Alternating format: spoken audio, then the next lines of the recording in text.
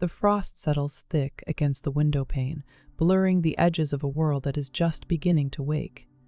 A solitary horse-drawn cart rattles down the cobblestone street, its rhythm a steady heartbeat in the quiet dawn. Inside, the hearth breathes a soft amber glow across the floorboards, holding back the winter chill. Welcome to Unwritten Axiom. I am glad you are here. If you wish to return to these quiet histories, gently signal your presence with a subscribe. You sit before the mirror in the dim morning light, securing the final pin in your hair with practiced, steady fingers. The year stretches out ahead of you, unmarked by the expectations of a husband or the demands of a traditional parlor, leaving a canvas that is uniquely your own. You pull on your wool shawl, the deep indigo fabric carrying the faint, comforting scent of dried lavender and old books.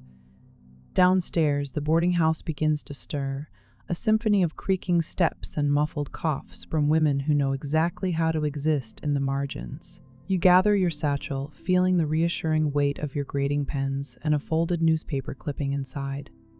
Today is just another Tuesday in the 1800s, but the brisk air outside promises a quiet, solitary freedom. The walk to the schoolhouse takes you past the bakery, where the rich aroma of yeast and melted butter spills out into the freezing street. You nod politely to the baker's wife, acknowledging her slightly pitying smile without letting it pierce your armor. There is a distinct power in being the town's unmarried teacher, a silent authority that allows you to walk these streets unchaperoned and unbothered. Your boots crunch against the freshly fallen snow, leaving a solitary path that you alone dictate. By the time you reach the wooden steps of the schoolhouse, the sun has fully cleared the tree line, washing the frosted world in a brilliant, blinding gold. You turn the iron key in the lock, ready to shape the minds of 30 children before returning to the sanctuary of your own quiet room. You return to the boarding house long after the sun has surrendered to the winter dark, your breath blooming in small clouds before your face. The wooden floorboards of the parlor groan under your boots, a familiar complaint that goes entirely ignored by the women gathered around the cast-iron stove. You unpin your shawl and drape it over the back of a worn wooden chair, feeling the sudden sharp contrast between the biting wind outside and the heavy, coal-scented warmth of the room.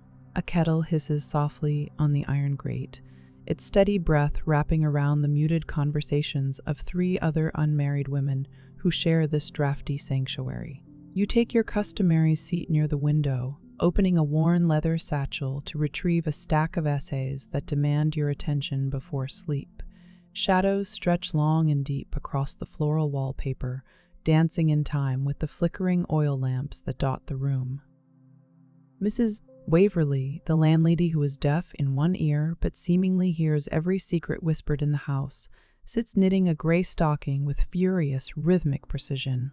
A sudden gust of wind rattles the loose pane of glass beside you, threatening the fragile boundary between the bitter street and this quiet interior life. Footsteps from the floor above echo dull and rhythmic, hinting at Miss Clara's nightly pacing as she prepares for another day of painting greeting cards. The scent of boiled potatoes and stale cinnamon lingers in the air, an olfactory testament to a communal supper you manage to quietly avoid. You watch Mrs. Bellamy for a moment, an imposing widow draped in black crepe armor who commands a strange, silent respect from everyone in the house. She possesses a legitimacy that you, the perpetually unclaimed spinster, have never been afforded by the town's rigid social architects. You reflect on the peculiar power of her grief, how the tragedy of a lost husband magically transformed her from a dependent wife into an independent force capable of managing estates and demanding obedience. You turn a red grading pen between your ink-stained fingers, considering the irony that death grants a woman more legal autonomy than a lifetime of dutiful, unmarried self-reliance. Your gaze falls back to the childish scrawl on the paper before you, redirecting your focus to the small, tangible world you actually control. A chipped teacup appears suddenly at your elbow, placed there with deliberate care by Lucinda, the boldest resident of the second floor. She settles into the adjacent armchair with a tired sigh, producing a slightly battered novel from the deep pocket of her wool skirt. The soft rustle of turning pages joins the symphony of the hissing kettle and clicking knitting needles, creating an atmosphere of profound, unspoken solidarity. No one demands conversation or performance in this parlor. It is a space where the unmarried and the widowed can simply exist without defending their solitary status to a judgmental public. Peace settles over the room like a heavy woolen blanket, woven from shared invisibility and the mutual understanding of life on the social periphery. You sip the lukewarm tea, letting the bitter, oversteeped liquid ground you in the present moment. The taste is harsh. You think of the strange, unwritten rules that govern your days, the way society expects you to walk slowly, laugh quietly, and avoid any appearance of actually enjoying your spinsterhood. You dip your pen into the glass inkwell, deliberately scratching a harsh red correction onto the page with perhaps a fraction more force than necessary. You are tired of the sympathetic glances at church and the whispered assumptions that you harbor a secret, tragic heartbreak that ruined you for marriage. You know the truth is far less traumatic and entirely unforgivable to them. You simply prefer the sovereignty of your own mind over the compromised safety of a husband's household. By 10 o'clock, the parlor has nearly emptied, leaving only the dying embers in the stove and the faint smell of burned lamp wicks. Silence reclaims the old house, thick and heavy, punctuated only by the distant, lonely whistle of a night train cutting through the frozen valley. The cold begins to creep back through the floorboards, a creeping numbness that signals the definitive end of the evening's brief communal warmth. A solitary log collapses in the grate with a sudden shower of orange sparks, a brief burst of light that illuminates the empty chairs and the worn carpets. The day has finished its long, slow retreat, leaving behind the comforting, unbroken darkness that belongs entirely to you. You gather your corrected papers and the empty teacup, moving with the quiet grace of someone who has spent a lifetime learning not to disturb the peace. You navigate the narrow, creaking staircase by memory alone, your hand tracing the familiar grooves of the banister as you ascend to your small, cold room beneath the eaves. You set the items on your desk, pausing to look out the frosted window at the silent, snow-covered street below, where a single lantern swings violently in the winter gale. You unlace your boots with slow, methodical movements, embracing the profound solitude that wraps around your shoulders like a familiar, well-worn garment. You pull the heavy quilts up to your chin, closing your eyes with the quiet satisfaction of a woman who has survived another day entirely on her own terms. Morning announces itself not with sunlight, but with the sharp, metallic clang of the water pump in the frozen courtyard. Footsteps hurry past your door, a frantic, muffled rhythm as the working women of the house prepare to face the bitter chill of the factory or the schoolhouse. The town wakes hard. Frost coats the inside of your single window pane in delicate, crystalline ferns, requiring you to scrape a small peephole just to gauge the weather. A distant church bell tolls the hour, a somber reminder of the rigid schedules and pious expectations that attempt to govern the lives of everyone in this town. The cold air bites at your exposed skin, urging you to abandon the meager warmth of the mattress and face the demanding reality of the new day.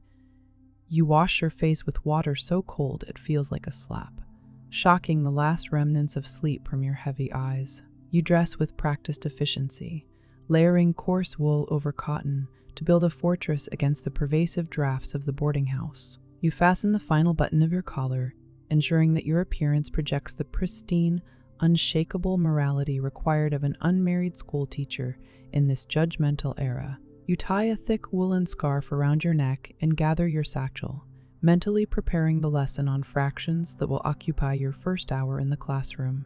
You pull the heavy oak door shut behind you, stepping out into the hushed gray corridor where the scent of strong, cheap coffee promises a brief moment of comfort. You enter the cramped kitchen to find Lucinda already seated at the scarred wooden table, nursing a chipped mug with hands wrapped tightly around the ceramic. You exchange a silent nod of solidarity, an unspoken acknowledgement of the shared endurance required to survive another frozen Tuesday without the protection or confinement of a marriage certificate. You slice a piece of dense rye bread from the communal loaf, appreciating the sharp, sour tang that wakes up your palate more effectively than the bitter coffee. You eat standing near the stove, absorbing the radiant heat through your heavy skirts while reviewing the list of subtle corrections you must make to a student's grammar. You rinse your plate in the iron basin, drying your hands on a rough linen towel before pulling on your stiff leather gloves for the journey ahead.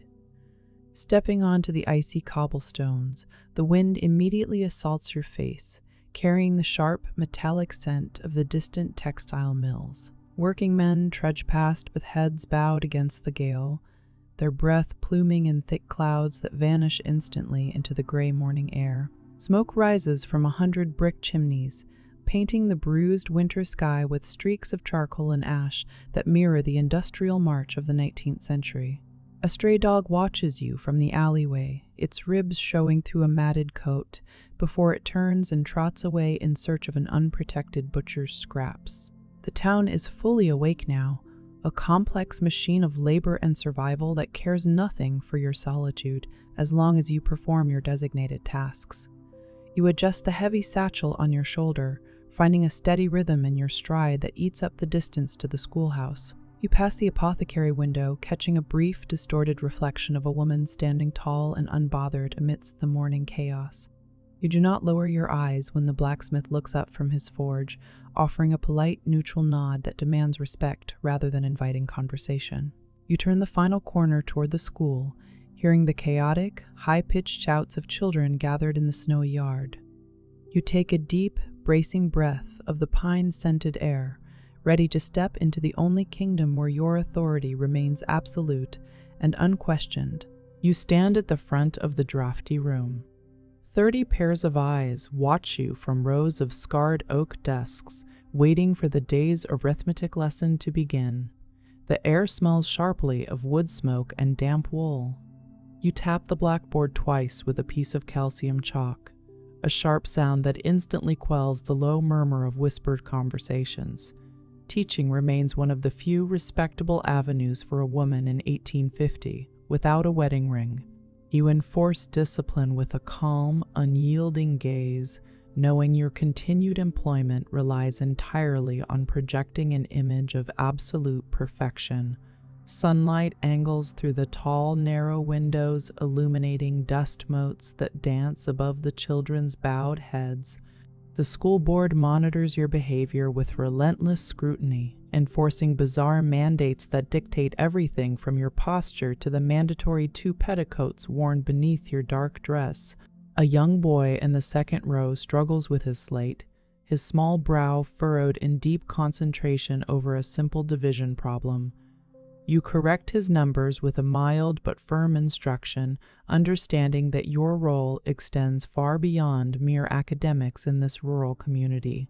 Married women are swiftly dismissed from these positions, their loyalties deemed divided, leaving the classrooms to an ever-rotating army of single women.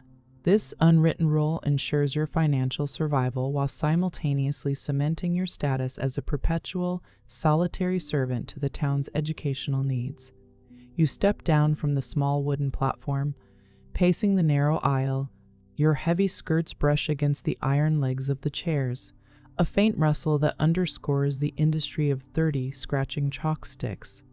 The afternoon stretches out in a familiar, predictable rhythm of spelling drills and history recitations, broken only by the sharp ring of the recess bell. You eat your midday meal alone at the teacher's desk, unpacking a dense slice of leftover bread and a wrinkled apple from a tin box. There is a distinct, melancholic peace in this brief hour of solitude, a momentary reprieve from the constant, assessing stares of your young charges. You use the time to review a worn copy of McGuffey's Reader, marveling at how these simple parables shape the moral architecture of an entire generation. You wipe down the slates with a damp cloth, the repetitive motion offering a meditative rhythm that loosens the tight knot of tension in your shoulders. By late afternoon, the children have scattered into the fading light, leaving behind a profound stillness that settles heavily over the empty desks. Chalk dust lingers in the air like a ghostly mist, coating the floorboards and the edges of the erased blackboard in a fine white film.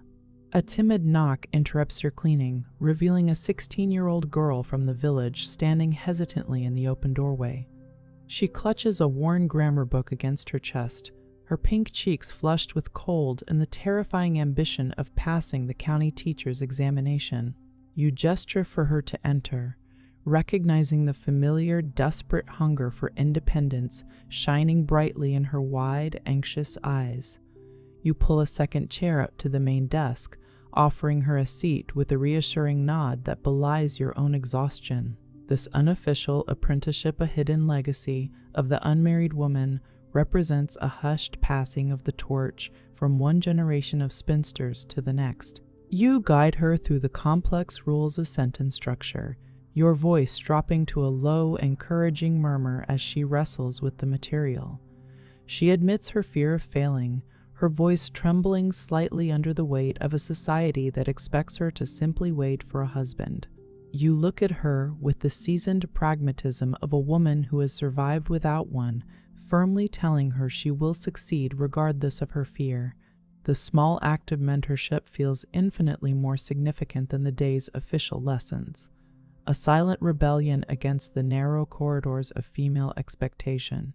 Shadows lengthen across the wooden floor as the winter sun finally dips below the horizon, plunging the classroom into a deep, violet dusk.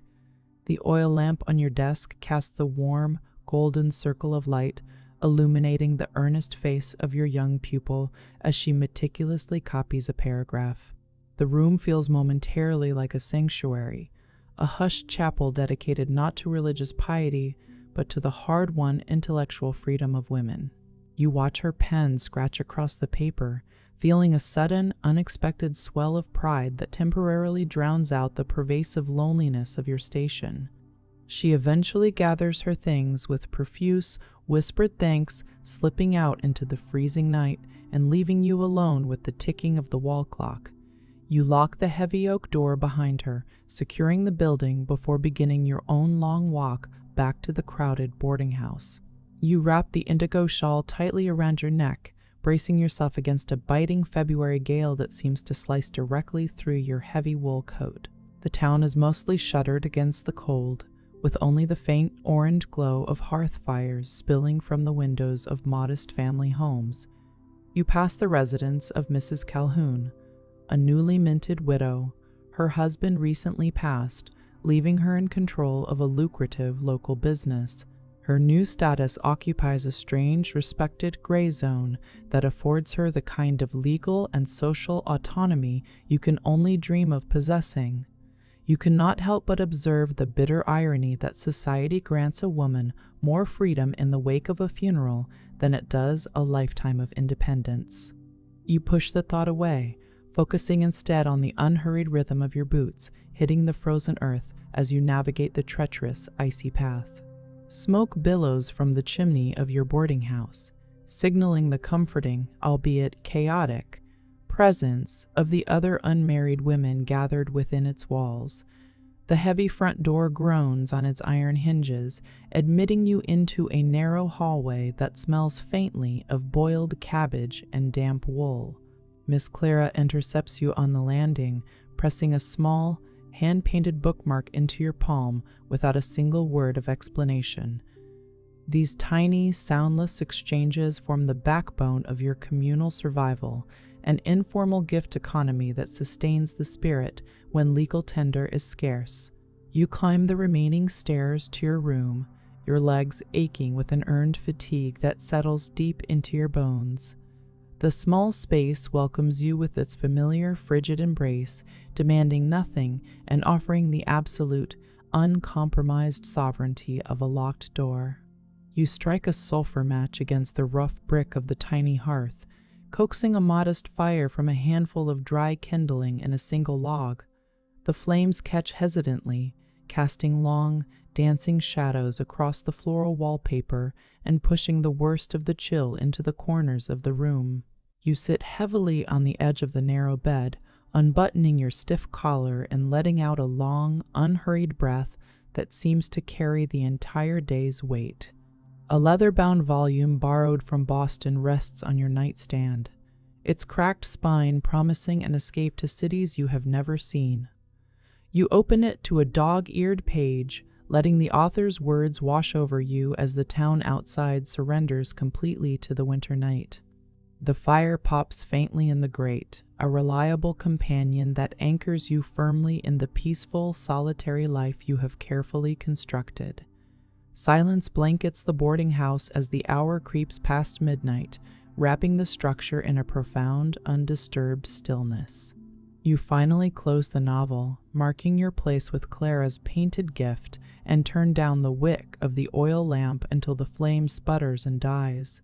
The darkness that rushes in feels protective rather than oppressive, a thick velvet shroud that hides you from the evaluating eyes of the world. You pull the heavy quilts up over your shoulders, listening to the wind howl against the fragile glass pane with a detached, sleepy curiosity. Your thoughts drift back to the young girl in the classroom, her ink-stained fingers and her desperate, beautiful ambition. You close your eyes, knowing that while history may never record your name, your hushed defiance has already shaped the future. You wake before the dawn fully breaks, the frost on your window forming intricate, icy maps of imaginary continents. The boarding house remains trapped in a deep, pre-morning hush, with only the distant groan of settling timber to break the absolute stillness. You carefully extract yourself from the heavy warmth of the blankets, shivering as the freezing air immediately bites through your frayed muslin nightgown. Water in the ceramic basin has formed a thin crust of ice overnight. You break it with the handle of your brush, washing your face with a shocking cold that completely banishes the last remnants of sleep. This morning routine requires a rugged endurance that married women, tending warm domestic hearths, rarely have to cultivate in isolation. You dress quickly in the dark, expertly pinning your hair without the need for a mirror, preparing to face another day of invisible labor. Footsteps echo faintly from the street below, signaling the arrival of the milk cart and the unhurried awakening of the industrial town. You descend the narrow staircase with practiced precision, avoiding the third step entirely because you know it creaks loudly enough to wake Mrs. Waverly. The kitchen is empty and bitterly cold, smelling of stale ash and the lingering ghost of yesterday's boiled cabbage. You slice a thick piece of bread from the pantry shelf, wrapping it in a piece of brown paper to eat on the walk to the schoolhouse. Your satchel feels heavier today, weighed down by graded essays and the profound responsibility of shaping minds that the world will largely ignore. You step out the back door into the biting wind, locking the latch behind you and merging seamlessly into the gray, freezing mist of the early morning. 5 years slip away like water through cupped hands, bringing you to the muddy, rutted roads of upstate New York in the spring of 1855. The familiar constraints of the boarding house have been traded for a jolting wagon ride toward a place advertised only in a discarded, ink-smudged pamphlet. Pine needles crunch beneath the wooden wheels, releasing a sharp, resinous odor that clears the industrial dust from your throat. You clutch a modest canvas satchel on your lap, wondering if this grand experiment in communal living will merely be another disguised cage. Harmony Vale emerges from the tree line as a chaotic scattering of unpainted cabins and overturned soil, looking nothing like the pristine utopian sketches you studied by candlelight. The sheer lack of manicured lawns and judgmental neighbors feels instantly like a massive collective exhalation. You step down into the ankle-deep muck, your good leather boots immediately compromised by the messy reality of agricultural life. A woman named Annis strides across the yard to greet you, her stride lengthened by the scandalous, practical trousers she wears beneath a shortened wool hem. She does not ask for your marital status, nor does she inquire about your family lineage, simply pointing you toward a shared bunkhouse and handing you a wooden bucket for the goat pen. Her grip is firm and entirely devoid of polite hesitation, her hands calloused by axe handles rather than delicate embroidery hoops. The scent of raw garlic and sweat clings to her collar, a testament to her unapologetic rejection of parlor morality. You take the bucket without complaint, instantly recognizing the strange dignity in being evaluated solely by your willingness to work. Laughter rings out from the communal kitchen, a loud, unladylike sound that startles a flock of sparrows from the eaves. 12 people inhabit this settlement, weaving a strange domestic tapestry out of shared property and fiercely held philosophical ideals. You find yourself elbow-deep in a trough of soapy water alongside a former governess who flatly refuses to discuss Philadelphia. Someone in the corner plucks a terribly out-of-tune guitar, attempting a folk melody that inevitably dissolves into a spirited argument about the writings of Ralph Waldo Emerson. No one owns the ceramic plates you scrub, and no one claims ownership over the time you spend scrubbing them. The absence of private property extends seamlessly to the absence of private expectations, creating a dizzying, exhausting freedom that leaves you breathless. You watch a woman carefully measure out lentils for the evening stew, her movements precise but unhurried by any master's clock. The dining hall fills with the scent of boiling legumes and wood ash, drawing residents from the fields and the woodshop to sit elbow to elbow on rough-hewn benches. Annis holds court at the head of the table, loudly proclaiming that placing lace doilies on furniture is a society trap designed to enslave the mind, prompting a chorus of agreeable nods.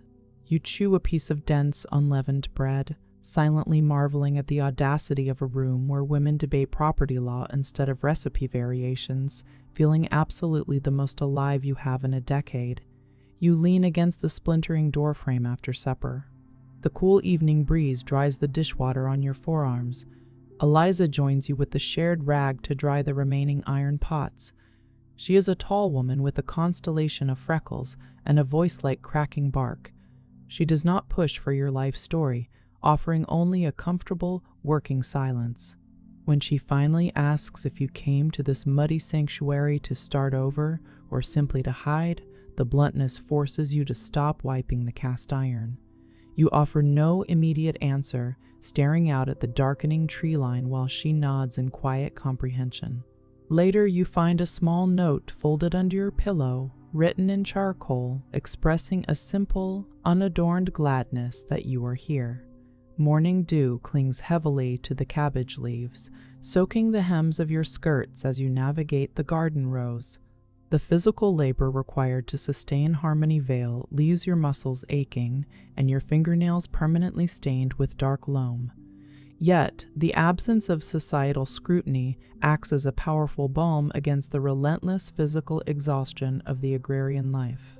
You do not have to monitor your laughter, modulate your voice, or apologize for existing outside the strict bounds of a husband's shadow. The commune operates on a delicate, often fraying thread of mutual reliance, threatened daily by empty coffers and intense ideological disputes over the nature of romantic attachment. Despite the looming specter of financial collapse, the settlement provides a vital breathing space for souls suffocated by polite, rigid society. You pack your canvas satchel a full year later, your hands rougher but your posture noticeably straighter than when you arrived. The utopian experiment is buckling under the weight of winter debts and interpersonal fractures, a beautiful failure that has nevertheless permanently altered your internal architecture. You leave Eliza a jar of preserved cherries and a book of poetry, an unspoken acknowledgement of the sanctuary she provided in the cramped bunkhouse. The walk back to the main road feels entirely different now. You are no longer a woman fleeing the judgments of a boarding house parlor. You carry the profound, unshakable knowledge that alternative ways of living are entirely possible, even if they are fleeting. The muddy road stretches east, leading you back toward civilization, with a quiet, fierce wildness taking root in your chest. A heavy iron gate blocks the entrance to the county asylum just outside the city limits, a stark architectural warning to those who stray too far from convention. You have traveled here to visit Helen, a former neighbor whose refusal to marry and penchant for midnight walks earned her convenient medical diagnosis of melancholia. The gravel path crunches loudly beneath your sturdy boots, a harsh sound that echoes against the grim gray stone of the institutional facade. A starched nurse unlocks the ward with a heavy ring of brass keys, releasing a smell of lye soap and muted despair into the corridor. Society has always pathologized the pain of unmarried women, labeling their desire for independence as a dangerous, treatable hysteria that requires confinement.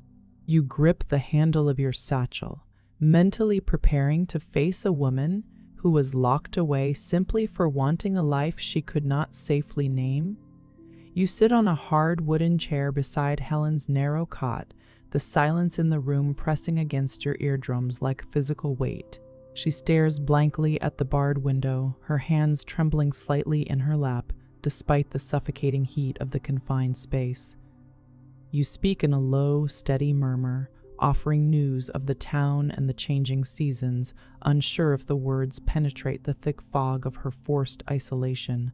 Someone has braided her hair with meticulous, chilling neatness, a visual proof that the institution can still force a wild spirit into a presentable shape. You press a handkerchief embroidered with purple violets into her limp hand, a desperate, silent plea for her to remember who she was before the doctors decided she was broken. The visit stretches your nerves to the breaking point, a terrifying mirror reflecting the narrow, perilous line between eccentricity and institutional erasure.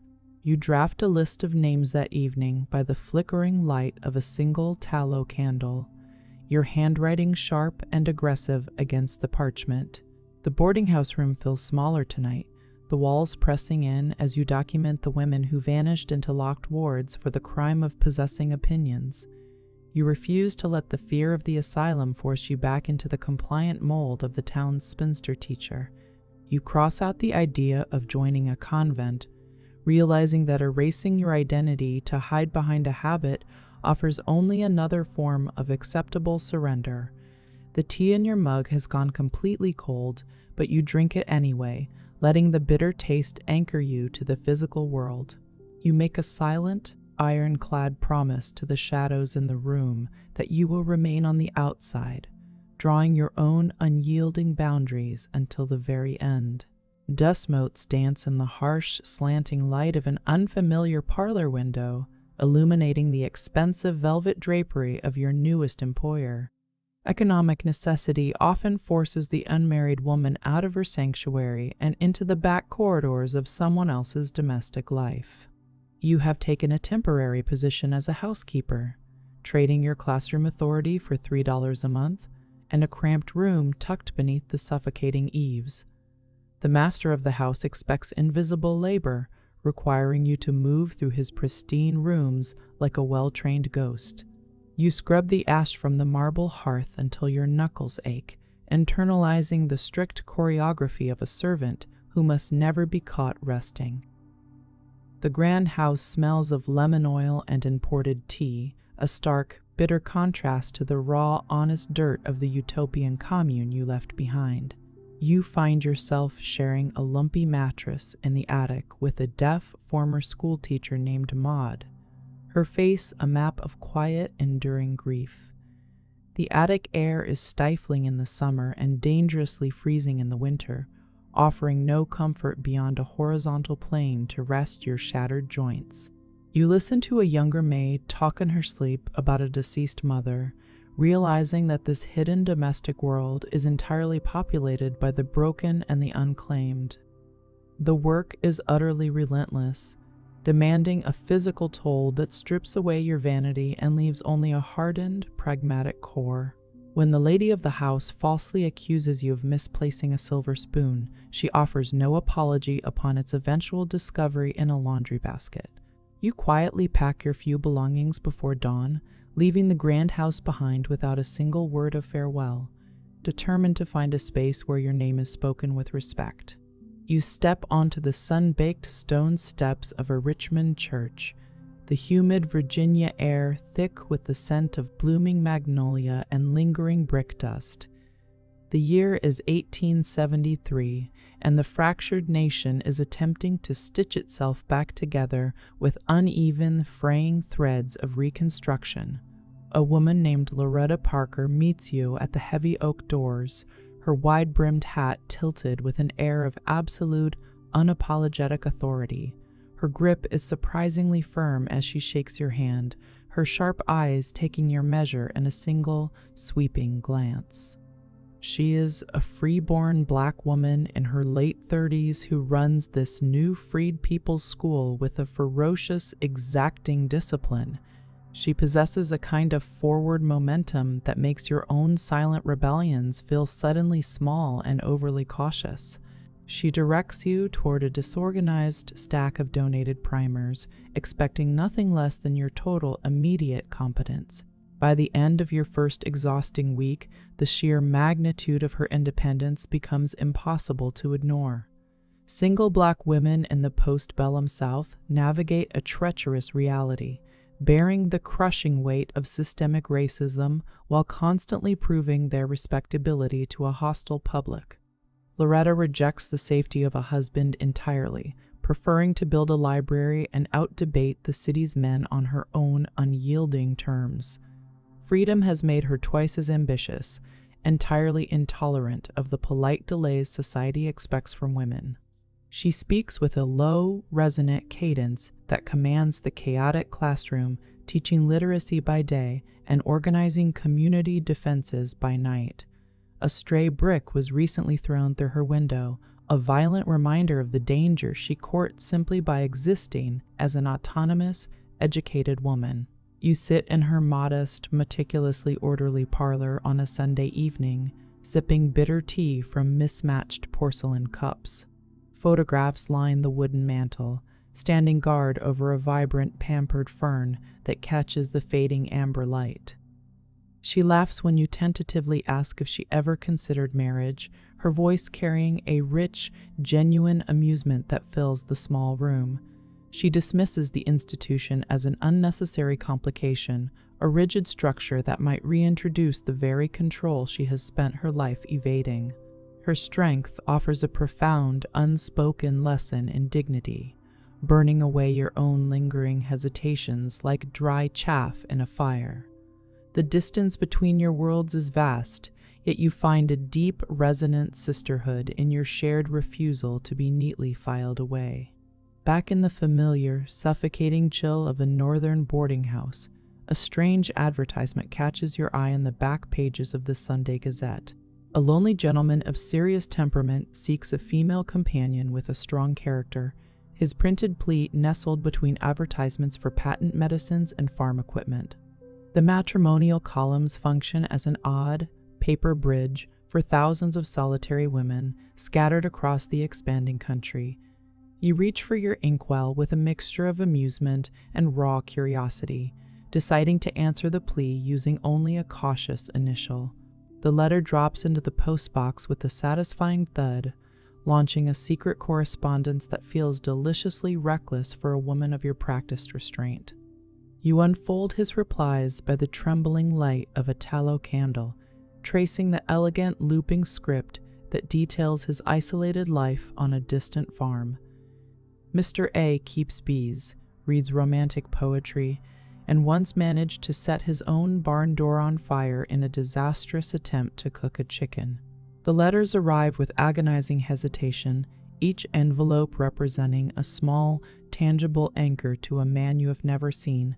He asks nothing of your physical appearance, engaging instead with the sharp, intellectual banter you usually reserve for private diaries. This anonymity grants you a breathtaking freedom to be entirely yourself, unburdened by the visual judgments that constantly plague unmarried women in public spaces. You fold his final letter with a heavy heart, reading the line where he gently asks if you might ever consider a visit to his estate. The reality of traveling alone to meet a stranger shatters the safe, insulated fantasy you have constructed within these ink-stained pages. You draft a kind, evasive refusal, knowing that real life requires far more than charming handwriting and shared literary tastes. The correspondence ends not with a dramatic heartbreak, but with a gradual, mutual fading that leaves your days feeling suddenly gray and unmoored. You keep exactly one of his letters hidden in your desk drawer, a papery ghost of a romance that existed entirely in the spaces between words. Red dust coats the hem of your travel skirt as the stagecoach finally halts in the sprawling, sun-baked expanse of Indian Territory. The air smells intensely of cedar smoke and curing leather, carrying a profound, ancient stillness that instantly flattens the chaotic noise of the eastern cities. You have journeyed here to visit your cousin Sally, who married into the Cherokee Nation a decade ago and completely shed the restrictive skin of her boarding school upbringing. She meets you driving a mule-drawn wagon, wearing practical trousers beneath her skirt and handling the reins with effortless, calloused strength. The settlement operates on rhythms entirely foreign to white society, maintaining hushed echoes of a matrilineal past where women owned property and controlled their own destinies. You watch an older, unmarried woman named Nanahi move through the settlement with an authority that commands immediate, unquestioned respect from everyone she passes. She gathers medicinal herbs, delivers babies, and offers unsolicited wisdom that the men of the tribe quietly defer to without resentment. Sally explains how the women here once held total control over their households, capable of dismissing an inadequate husband simply by placing his belongings outside the door. Colonization and missionary zeal are actively attempting to dismantle this autonomy, forcing Christian names and patriarchal structures onto a society that never needed them. Yet the old ways persist in the hushed dignity of women like Nanhi, proving that the rigid, submissive roles of white womanhood are neither natural nor universal. You pack your trunk with a renewed, unshakable certainty settling deep into the marrow of your bones. The brief immersion in a culture where a woman's worth is not entirely tethered to a wedding ring has permanently altered your internal landscape. Sally presses a bundle of dried herbs in a heavily underlined book into your hands as a parting gift, her dark eyes flashing with a shared rebellious understanding. The wagon jolts back toward the train station, carrying you away from the vast open skies and back toward the suffocating brick corridors of the east. You carry the memory of this place like a concealed weapon, armed with the knowledge that your independence is a testament to survival rather than a social failure. The stiff whalebone of your corset digs mercilessly into your lower ribs, an invisible daily constriction that society demands from every respectable woman. Medical journals frequently publish absurd theories claiming that unmarried women simply waste away from mysterious ailments or a lack of domestic purpose. Doctors assign poetic, dismissive diagnoses like spinster's consumption or nervous exhaustion when solitary women collapse under the brutal weight of their hidden labor. You read these obituaries with a grim, detached curiosity, noting how the married women are defined by their attachments, while the single ones are reduced to footnotes. You refuse to let your body become a cautionary tale for the town gossips, deliberately loosening the tight laces in the privacy of your own locked room. You trace the elegant, looping handwriting on the envelope that arrives on a bleak Wednesday afternoon, your heart pausing at the sight of a Boston postmark. Clara has written to you after 17 long, wordless years, casually mentioning her new house and a library that requires no husband's permission. The memory of her hands and the fierce intimacy you once shared in a cramped St. Louis boarding house rushes back with dizzying force. You purchase a train ticket within the hour, leaving the familiar safety of your routines to answer the pull of a connection that society refuses to name. The rhythmic clack of the iron wheels on the tracks sounds like a heartbeat, rushing you toward a woman who made the world feel infinitely less jagged. You knock on the heavy door of her brick townhouse, shivering in the brisk autumn wind, until she appears in a simple, practical blue dress. Her hair is now streaked heavily with silver, but her eyes scan your face with the exact same piercing, absolute understanding she possessed in her youth. The house smells wonderfully of old paper and black tea, offering a warm, domestic sanctuary completely devoid of masculine expectations or demands. She reaches out to take your travel bag, her fingers brushing yours in a deliberate, lingering touch that speaks volumes of the years lost to caution. You step over the threshold into the peaceful safety of her parlor, knowing that you have finally found the one place where your solitary soul is truly recognized. The desert sun flattens the landscape into a blinding expanse of cracked earth and scrub brush as the stagecoach rattles into the Utah Territory in 1879. You wipe a gritty layer of pale dust from your cheek, squinting through the harsh light at the wide, unpaved streets of Salt Lake City. You have come to visit an old friend named Emmeline, a woman you once taught alongside who has since vanished into the complex architecture of plural marriage. She greets you at the gate of a large, remarkably austere house, her smile familiar, but her eyes carrying a new, guarded depth. You are ushered into a bustling parlor shared with two other wives, the air thick with the scent of baking bread and the chaotic hum of domestic industry. The husband remains a shadowy figure in the periphery, leaving the women to rule this sprawling domestic kingdom with a surprisingly cooperative efficiency. You sit cautiously on a velvet sofa, realizing instantly that your status as an unmarried woman makes you a spiritual anomaly in this strange desert society. You sense a quiet tension humming beneath the surface of the shared household, a rigid doctrinal order that dictates every chore and interaction. You attend a women's meeting with Emmeline, listening to the rhythmic snip of sewing shears and the low murmur of gossip that fills the crowded hall.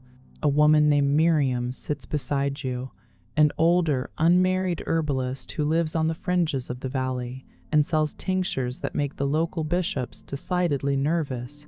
She does not ask why you lack a husband, simply offering a knowing, sympathetic glance that recognizes your shared position on the absolute margins of this world.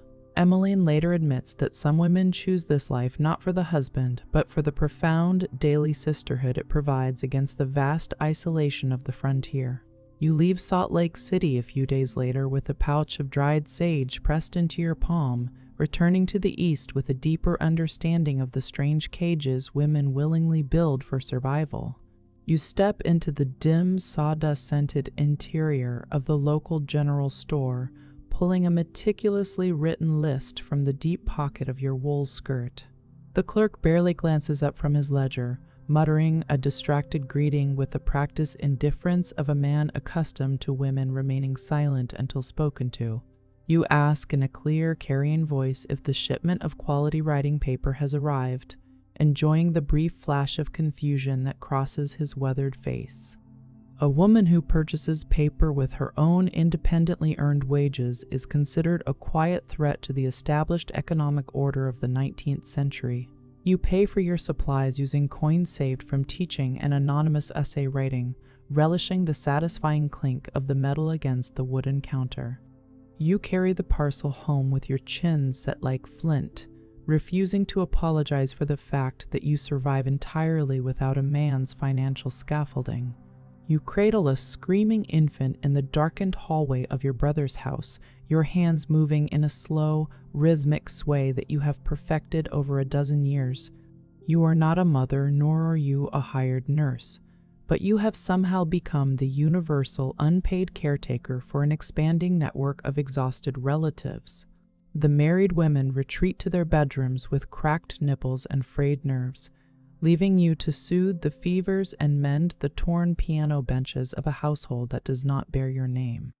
This is the paradoxical power of the spinster aunt, an invisible executive who knows where the family money is hidden and how to calm a terrified child when everyone else has failed.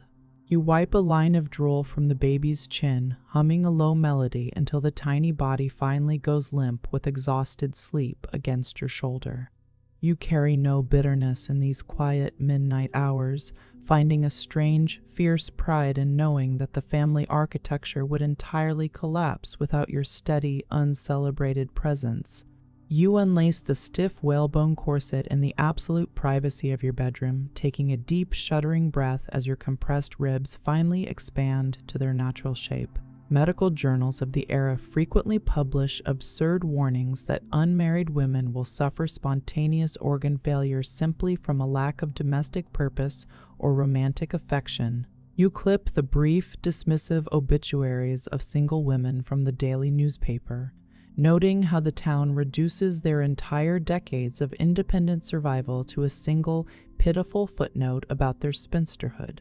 The doctors invent poetic diagnoses like female exhaustion to explain away the physical toll of tight lacing and the crushing psychological weight of constant societal scrutiny.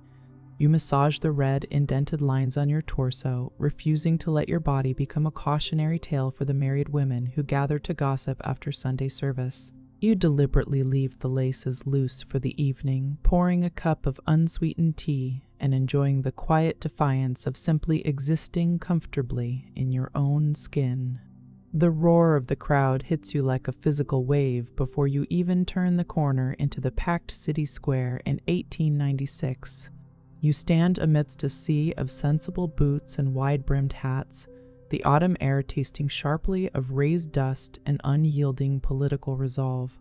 A freckled woman with a small scar on her chin shoves a printed pamphlet into your gloved hands, its bold lettering demanding a constitutional promise for women's suffrage.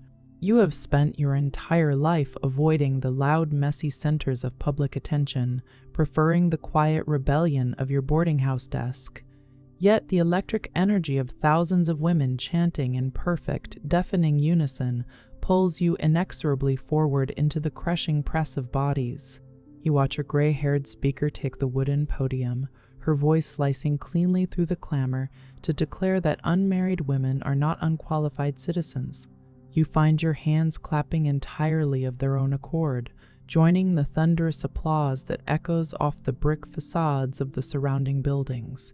You tie a yellow suffrage sash around your waist, the rough fabric feeling simultaneously absurd and profoundly, dangerously right.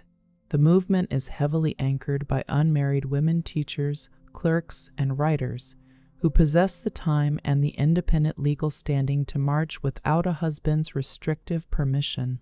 You recognize the faces of prominent leaders who have built lifelong partnerships with other women, leveraging their spinsterhood to travel and organize without domestic interference. When the rally finally disperses into the smoky twilight, you walk back to your rented room with an unfamiliar, fierce lightness expanding in your chest. You sit immediately at your desk to draft an editorial about the gathering, your pen moving across the paper with the reckless speed of a woman who has finally found her public voice. You navigate a busy sidewalk past a young woman riding a bicycle, her shortened skirt scandalizing the older pedestrians while she simply winks at your obvious surprise. The world shifts violently beneath your boots as the calendar turns over to 1901, trading gaslight for the harsh, buzzing glare of electric street lamps. The rhythmic, insect-like clacking of newly invented typewriters spills from open office windows, composing the soundtrack of a century that is rapidly trying to rewrite its social codes. You have rented a comfortable room from a cheerful widow named Mrs. Persine, Dorsey securing a discount by expertly managing her chaotic ledger books and writing her correspondence. You are no longer an isolated anomaly. You are part of a growing class of educated, independent women occupying the cities and boldly publishing articles under their own names. You sip a cup of strong black tea and listen to the distant whistle of a locomotive, immensely grateful to have survived long enough to see the world finally make a little space for you. You push open the heavy brass doors of the city library, escaping the sharp, metallic clatter of the electric streetcars that dominate the new century. The air inside smells of binding glue, polished mahogany, and the slow, comforting accumulation of decades of quiet thought. A young female librarian nods at you from behind a towering circulation desk, instantly recognizing a regular patron who requires no supervision or assistance. You navigate the labyrinth of towering wooden stacks with the practiced ease of a woman who has spent her entire life seeking refuge in printed words. Dust motes drift lazily through shafts of pale afternoon sunlight, illuminating the worn spines of encyclopedias and heavily bound periodicals. You find an empty oak table near a tall, arched window. Setting down your leather satchel and a pair of wire-rimmed reading glasses, you claim the space entirely for yourself. You uncap your fountain pen, the cool metal smooth and reassuring against your permanently ink-stained fingertips. The editor of a local progressive magazine has formally requested an essay on the changing roles of urban women, a topic you are uniquely qualified to address. You write steadily, your thoughts flowing onto the thick parchment in a crisp, uncompromising script that refuses to apologize for its own existence. Outside the glass, a motorized delivery truck backfires loudly, a jarring, explosive reminder of the relentless mechanical progress reshaping the world beyond these quiet walls. You pause briefly to massage a familiar cramp in your right wrist, reflecting on the sheer novelty of being paid fairly for your opinions rather than your quiet obedience. This intellectual labor feels profoundly different from the bone-deep exhaustion of the schoolhouse or the suffocating invisible servitude of the domestic parlor. Shadows lengthen across the pavement as the library clock strikes 4, signaling the end of your scheduled writing hours. You gather your finished pages with meticulous care, securing them safely within a waterproof leather folder before stepping back out into the bustling thoroughfare. The walk to the nearby tea shop takes you past a row of brightly lit storefronts displaying ready-made garments and modern, labor-saving household conveniences. A waitress in a crisp white apron guides you to a small marble-topped table in the corner, a space perfectly suited for a solitary observer of the human condition. You order a pot of Ceylon tea and a thick slice of plum cake. Treating yourself to these small earned luxuries using the wages of your own mind feels exquisitely satisfying. It is a quiet, profound victory to sit completely alone in a public establishment without enduring the pitying, invasive stares that haunted your youth. You sip the dark, fragrant tea, watching a group of young, unmarried women at a neighboring table laugh loudly over a shared, sensationalized newspaper. They wear their independence loosely and without fear, completely unburdened by the crushing Victorian morality that dictated the rigid, corseted survival of your own generation. You feel a sudden fierce rush of affection for these careless girls, knowing intimately the invisible, brutal battles that were fought to secure their casual public presence. The plum cake is sweet and dense, crumbling perfectly against the tines of your silver fork as you savor the rich, spiced fruit. You leave a generous silver coin on the marble table, adjusting your wool hat before stepping back out into a city that is rapidly slipping into the electric brilliance of the evening. The air has grown significantly colder, carrying the sharp scent of roasted chestnuts and the metallic tang of approaching winter. Returning to Mrs. Dorsey's boarding house feels entirely different now that the new electric hall lights flicker reliably to life upon your arrival. The harsh but steady illumination casts stark shadows across the patterned wallpaper, banishing the dim, gaslit uncertainty that characterized your earlier decades of rented rooms.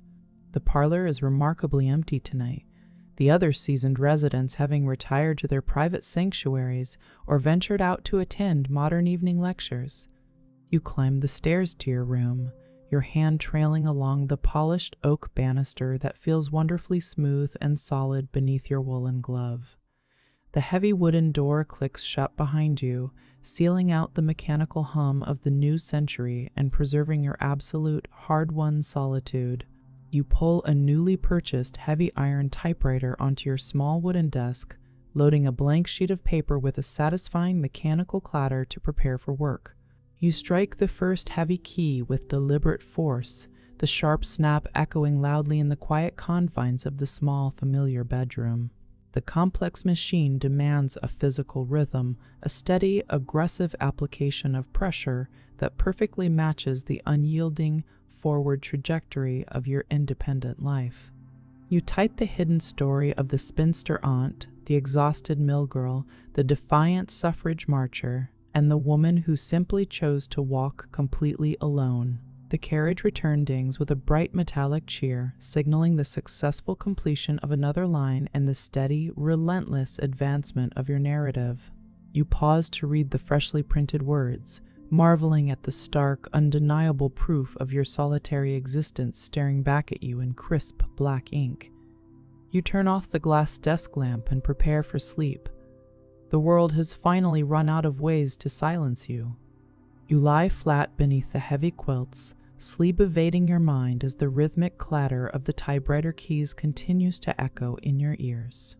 The distant, lonely wail of a train whistle cuts through the night, a sound that once promised escape, but now simply signifies the connected nature of this new era. You remember the cramped, freezing attic of the governor's house and the suffocating judgments of the rural church pews with a detached, clinical distance. Those ghosts no longer possess the power to wound you, their moral authority completely dissolved by your stubborn refusal to simply fade into the domestic background. You are an architect of your own survival, a woman who built a complete and deeply satisfying life from the discarded scraps of societal expectation. The dark room holds no fears, only the quiet comfort of a space that belongs entirely to you. Dawn arrives with a pale gray insistence, creeping through the gap in the curtains to illuminate the stack of typed pages resting proudly on your desk. You rise from the bed without the bone-deep, crushing exhaustion that plagued your youth, feeling instead a calm, steady readiness for the day ahead. The water in the ceramic basin is no longer covered by a layer of brutal ice, thanks to the modern radiator hissing softly in the corner of the room. You wash your face and dress with efficient, unhurried movements, fastening a simple collar that requires no agonizing constriction or painful whalebone support. You gather your manuscript and prepare to face the world, not as a pitiable spinster or a tragic anomaly, but as a fully realized citizen of a century that you helped drag into the light. You push open the heavy glass door of the local gazette, the brass bell above announcing your arrival with a sharp metallic trill. The air inside hits you immediately, thick with the intoxicating sharp scent of black printer's ink and the faint bitter tang of ozone from the new electrical presses. You approach the polished oak counter, sliding your waterproof leather folder across the smooth, worn surface toward the typesetter. He is a young man with permanently smudged fingers and a green visor, entirely focused on arranging tiny lead letters into backward columns. You wait patiently for him to acknowledge your presence, knowing that the noisy, chaotic rhythm of the publishing floor answers to no single person. The heavy machinery groans and thumps in the back room, a relentless industrial heartbeat that vibrates through the soles of your sensible boots. Rain begins to lash against the large front window, blurring the passing motorized delivery trucks into smeared streaks of gray and dull yellow. A damp chill permeates the drafty office, causing the clerks to pull their woolen cardigans tighter around their shoulders as they shuffle stacks of broadsheets. The typesetter finally looks up, wiping his hands on a filthy rag before reaching for your carefully typed manuscript. He reads the title and your full, unhidden name, his eyebrows raising a fraction of an inch and silent, perhaps begrudging, respect. This domain of news and noise was once exclusively male, but the shifting century has slowly carved out space for women armed with typewriters and unyielding opinions. A telephone rings sharply from the editor's inner sanctum, a piercing modern sound that still makes your heart give a tiny involuntary leap. You leave the newspaper office with a printed receipt tucked safely into your coat pocket, stepping back out into the relentless, driving rain. You open a wide, black umbrella, the heavy canvas snapping taut against the sudden gusts of wind that sweep down the urban canyon. You navigate the slick, rain-washed cobblestones with practiced caution, avoiding the deep puddles that collect around the new electric streetcar tracks. You pass a brightly lit department store window displaying ready-made winter coats, marveling quietly at the sheer abundance of manufactured goods that have replaced the tedious, solitary labor of the loom and needle. You adjust your grip on the carved wooden handle of the umbrella, enjoying the sharp, freezing sting of the rain against your exposed cheeks. The city is a chaotic, beautiful mess of progress and tradition, and you move through it with the effortless grace of a woman who belongs entirely to herself. By late afternoon, the storm has settled into a quiet, persistent drizzle that softens the harsh edges of the industrial skyline.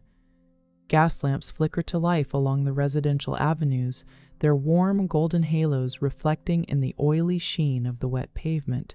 The boarding house parlor remains blissfully empty when you return, the other lodgers having sequestered themselves in their rooms to escape the pervasive damp. Heat radiates from the cast iron radiator beneath the window, a modern luxury that quickly thaws the numbing cold from your aching joints. The scent of roasting root vegetables drifts up from the basement kitchen, a comforting, earthy aroma that signals the approaching evening meal. This quiet hour between the labor of the day and the shared supper is a precious, stolen sanctuary. You hang your dripping coat on the brass hall tree, swapping your soaked boots for a pair of soft, felted slippers. You climb the stairs to your second-floor bedroom, your hand trailing lightly over the polished oak banister that has smoothed under the touch of 100 transient residents. You settle into the upholstered armchair by the window, wrapping a knitted afghan around your shoulders to trap the rising heat of the radiator. You watch the pedestrians below hurrying home under a canopy of black umbrellas, their heads bowed against the lingering chill of the dying storm. You feel a profound, settling peace anchor itself deep within your chest, a quiet victory born from decades of resisting the crushing expectations of a polite, married society. You close your eyes and listen to the rhythmic drumming of the rain against the glass, perfectly content in the unshakable architecture of your solitary life. Warmth spreads slowly outward from the iron pipes, chasing the persistent dampness from the corners of the small, floral-papered room. The faint, metallic clatter of silverware being arranged in the dining room below drifts up through the floorboards, a gentle, domestic rhythm that requires no participation or effort on your part. A single, forgotten coal pops in the downstairs hearth, sending a faint vibration up through the sturdy wooden beams of the old house. The evening stretches out ahead, a blank canvas of hours that belong to no one but the woman sitting quietly in the twilight. It is a simple, unremarkable moment, yet it holds the accumulated weight of a lifetime spent fiercely guarding the right to simply exist in peace. You pull a worn, leather-bound journal from the drawer of your writing desk, tracing the embossed lettering on the cover with a slow, deliberate thumb. You flip through the heavy, cream-colored pages, your own handwriting charting the long, winding journey from the suffocating judgments of a rural village to the electric hum of the city.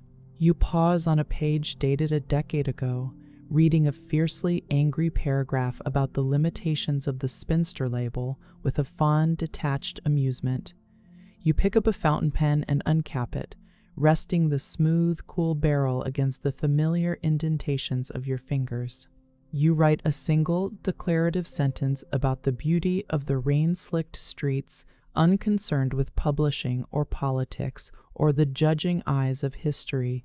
You are simply a woman documenting the quiet, absolute triumph of her own ordinary evening.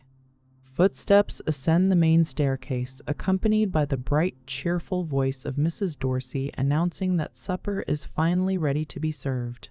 The rich, savory aroma of beef stew completely overpowers the faint smell of damp wool that has lingered in the hallway since the afternoon storm. The dining room is brightly lit by a modern electric chandelier, its crystal drops casting fractured, prismatic rainbows across the stark white linen tablecloth. 6 women gather around the polished mahogany table, pulling out their heavy wooden chairs with a synchronized, chaotic scrape of legs against the floorboards. There is a comfortable, easy camaraderie among the lodgers tonight, a shared relief at having survived the miserable weather and returned to the safety of this matriarchal haven. You take your customary seat near the warming oven, appreciating the gentle, radiant heat that perfectly complements the hearty, thick stew. You listen to the young typist from the third floor eagerly describe the chaotic pace of her new office, her voice vibrating with the thrill of earning her own independent wage. You nod encouragingly, passing the basket of warm, crusty bread down the length of the table, while silently noting the profound generational shift unfolding before your eyes. You contribute a dry, witty observation about the typesetter at the newspaper office, drawing a round of genuine, unladylike laughter from the assembled women. You dip a piece of bread into the rich brown gravy, savoring the complex flavors of onion and thyme that Mrs. Dorsey has perfected over 2 decades of widowhood. You finish your meal with a deep, satisfying sigh, feeling the profound nourishment of both the food and the unburdened equal company. You step through the gleaming, revolving doors of the new downtown department store, trading the damp urban chill for a wave of heated, perfume-scented air. The sheer scale of the emporium hums with a chaotic commercial energy that would have been unimaginable in the isolated country markets of your youth. Rows of glass display cases stretch across the polished marble floor, showcasing ready-made garments and modern conveniences under the harsh, unwavering glare of electric bulbs. A young salesgirl in a pristine white blouse offers you a polite, unjudging smile as you pause to examine a pair of sturdy, mass-produced leather gloves. This palace of commerce caters directly to the modern woman's pocketbook, entirely unconcerned with whether the coins you spend were provided by a husband or earned through your own invisible labor. You run a callous thumb over the smooth stitching of the leather, marveling silently at how rapidly the world has rearranged itself to accommodate your independence. Bright chatter echoes from the mezzanine above, where dozens of women gather in the newly installed tea room to discuss politics and fashion with equal fervor.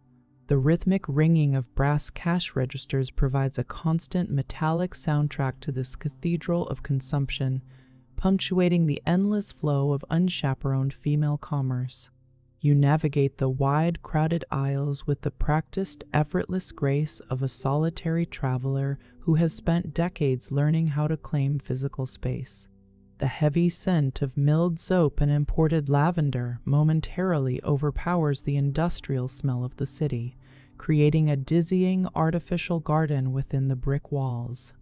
A group of suffragists passes by in sensible skirts and wide-brimmed hats, their voices carrying the sharp, uncompromising cadence of a generation that refuses to ask for permission. Their unapologetic presence serves as a living, breathing testament to the grueling, hushed battles you fought in the shadowy margins of the previous century. You purchase a small, expensive tin of imported Earl Grey tea, relishing the satisfying weight of the metal canister in your gloved hand. The clerk hands you the wrapped parcel with a brisk, professional nod entirely lacking the suspicious scrutiny that once accompanied a single woman's solitary transactions. You tuck the package securely into your leather satchel, adjusting the strap across your shoulder before moving back toward the towering glass exit. The transition from the warm, brightly lit store back into the gray, bustling street requires a momentary adjustment of your senses and your physical posture. You pull your woolen scarf tighter around your neck, bracing yourself against the biting November wind that sweeps down the wide, paved avenue. The motorized omnibuses rumble past in a haze of dark exhaust, their mechanical growl completely drowning out the familiar, rhythmic clop of horse hooves that defined your earlier years. By mid-afternoon, the winter sun has already begun its steep, hasty descent behind the jagged silhouette of the industrial skyline. The temperature drops rapidly, freezing the shallow puddles that collected along the trolley tracks during the morning's brief, unexpected thaw.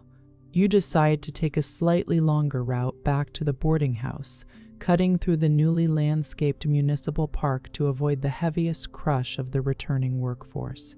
Naked elm branches scrape against each other in the rising gale, a dry, hollow sound that reminds you of the rural isolation you left behind decades ago. A solitary woman sits on a cold iron bench reading a thick novel, her absolute absorption in the text acting as an invisible, impenetrable shield against the world. The sight triggers a sudden, profound wave of kinship within your chest, a silent recognition of another soul perfectly content to exist outside the mandated boundaries of matrimony. You pause beneath a flickering gas lamp at the edge of the park, taking a moment to simply observe the shifting, dynamic portrait of the modern era. The structural rigidity of the Victorian age is visibly crumbling before your eyes, replaced by a chaotic, forward momentum that finally offers breathing room for the unconventional. You reach into your deep coat pocket to trace the edges of a folded letter from Clara, the familiar texture of the paper acting as a physical anchor to your hidden past. The words she wrote years ago still resonate with a fierce, absolute clarity, reminding you that true companionship requires no legal documentation or public validation. You resume your steady, unhurried walk toward the residential district, feeling the accumulated wisdom of 50 years settling comfortably into your bones. The city, with all its noise and grime and relentless progress, has finally become a place where you can breathe without apologizing for the space you occupy. You secure the heavy oak door of Mrs. Dorsey's establishment behind you, instantly banishing the biting urban chill to the front porch. The rich, savory aroma of roasting chicken drifts up from the basement kitchen, wrapping around the polished banister and settling deeply into the floral wallpaper. Elise's typewriter clacks rapidly from the second-floor parlor, a mechanical heartbeat that signifies the young woman's frantic dedication to her clerical studies. The house hums with the collective, independent energy of its female inhabitants, a matriarchal sanctuary built entirely without the financial or moral scaffolding of husbands. You remove your damp hat and coat in the hushed entryway, carefully placing your wet boots on the brass drying rack near the hissing iron radiator. The profound, unshakable security of this shared domestic space feels like a daily, hard-won miracle in a world that still favors the married. You climb the familiar stairs with a slow, deliberate cadence, your hand tracing the smooth, dark wood of the railing out of pure tactile habit. The door to your room clicks shut with a heavy, satisfying finality, sealing away the communal noise and securing your undisputed sovereignty over these four walls. You strike a match to light the small electric desk lamp, the sudden illumination revealing the organized chaos of your personal sanctuary. A stack of freshly graded essays sits neatly beside a pile of blank, crisp writing paper, representing both your public duty and your private intellectual freedom. You unlace your sturdy walking shoes and flex your tired arches, leaning back into the worn upholstery of your favorite reading chair with a deep, cleansing sigh. The evening stretches out before you as a blank, unwritten page, offering hours of unbroken solitude that you no longer have to defend to anyone. Steam rises in a delicate, swirling column from the porcelain teacup you placed carefully on the edge of your wooden writing desk. The imported Earl Grey carries a sharp, astringent aroma of bergamot that perfectly complements the peaceful, contemplative atmosphere of your private quarters. You pull a thick woolen shawl over your shoulders, the indigo fabric still holding a faint, ghost-like trace of the lavender you used to press between your clothes. The objects scattered across your room-a-chipped mug from Richmond, a dried bundle of sage from Utah, a worn volume of Emily Dickinson form a tangible geographical map of your survival. These artifacts hold the invisible history of a woman who traversed the continent and the century without ever surrendering her name or her autonomy. The absolute silence of the room is not a symptom of loneliness, but rather the magnificent orchestrated symphony of a life lived entirely on your own terms. You reach for a fresh sheet of paper, the crisp white surface glowing invitingly under the steady beam of the electric lamp. The essay you began at the library requires a concluding thought, a final, definitive statement on the true cost and the immense reward of choosing the solitary path. You dip your pen into the dark ink, letting the cool fluid gather on the nib before pressing it deliberately against the page. It is no longer necessary to hide behind a pseudonym or soften your rhetoric to spare the fragile sensibilities of the patriarchal establishment. You write your truth with a fierce, uncompromising clarity, knowing that your words will join the growing chorus of women who refuse to be silenced. The ink dries quickly in the warm room, securing your legacy in the permanent, undeniable reality of the printed word. You walk through the wrought iron gates of the municipal botanical gardens, the frosted gravel crunching sharply beneath your heavy winter boots. The sky above is a pale, bruised violet, completely stripped of the heavy clouds that plagued the city for the past 3 days. Bare elm branches stretch upward like dark, grasping fingers against the freezing morning air, offering no shelter from the biting January wind. A solitary groundskeeper sweeps salt across the icy stone pathways, the rough scratch of his broom providing a steady, rhythmic accompaniment to your solitary stroll. You draw a deep, bracing breath of the frigid air, relishing the sharp sting that instantly clears the lingering fatigue of a restless night. This quiet, structured wilderness in the heart of the metropolis serves as a perfect, undisturbed sanctuary for a mind constantly navigating the shifting currents of the new century. Frost coats the intricate glass panes of the grand conservatory, obscuring the lush imported tropical plants that thrive in artificial humidity just a few feet away. The contrast between the bitter, freezing reality of the exterior park and the manufactured jungle inside feels entirely emblematic of the modern era's relentless determination to conquer nature. A pair of young mothers push elaborate perambulators past the dormant rose bushes, their hushed domestic conversations completely absorbed by the vast, icy expanse of the gardens. You observe their exhausted, dutiful movements with a profound sense of detached compassion, deeply grateful that your own life's architecture does not depend on the fragile, demanding needs of an infant. The path curves gently around a frozen, ornamental pond, where a handful of resilient mallards huddle together on the thick ice in search of shared warmth. You pause near a bronze statue of a forgotten civic leader, pulling your thick woolen scarf higher around your stinging chin to block a sudden, violent gust of wind.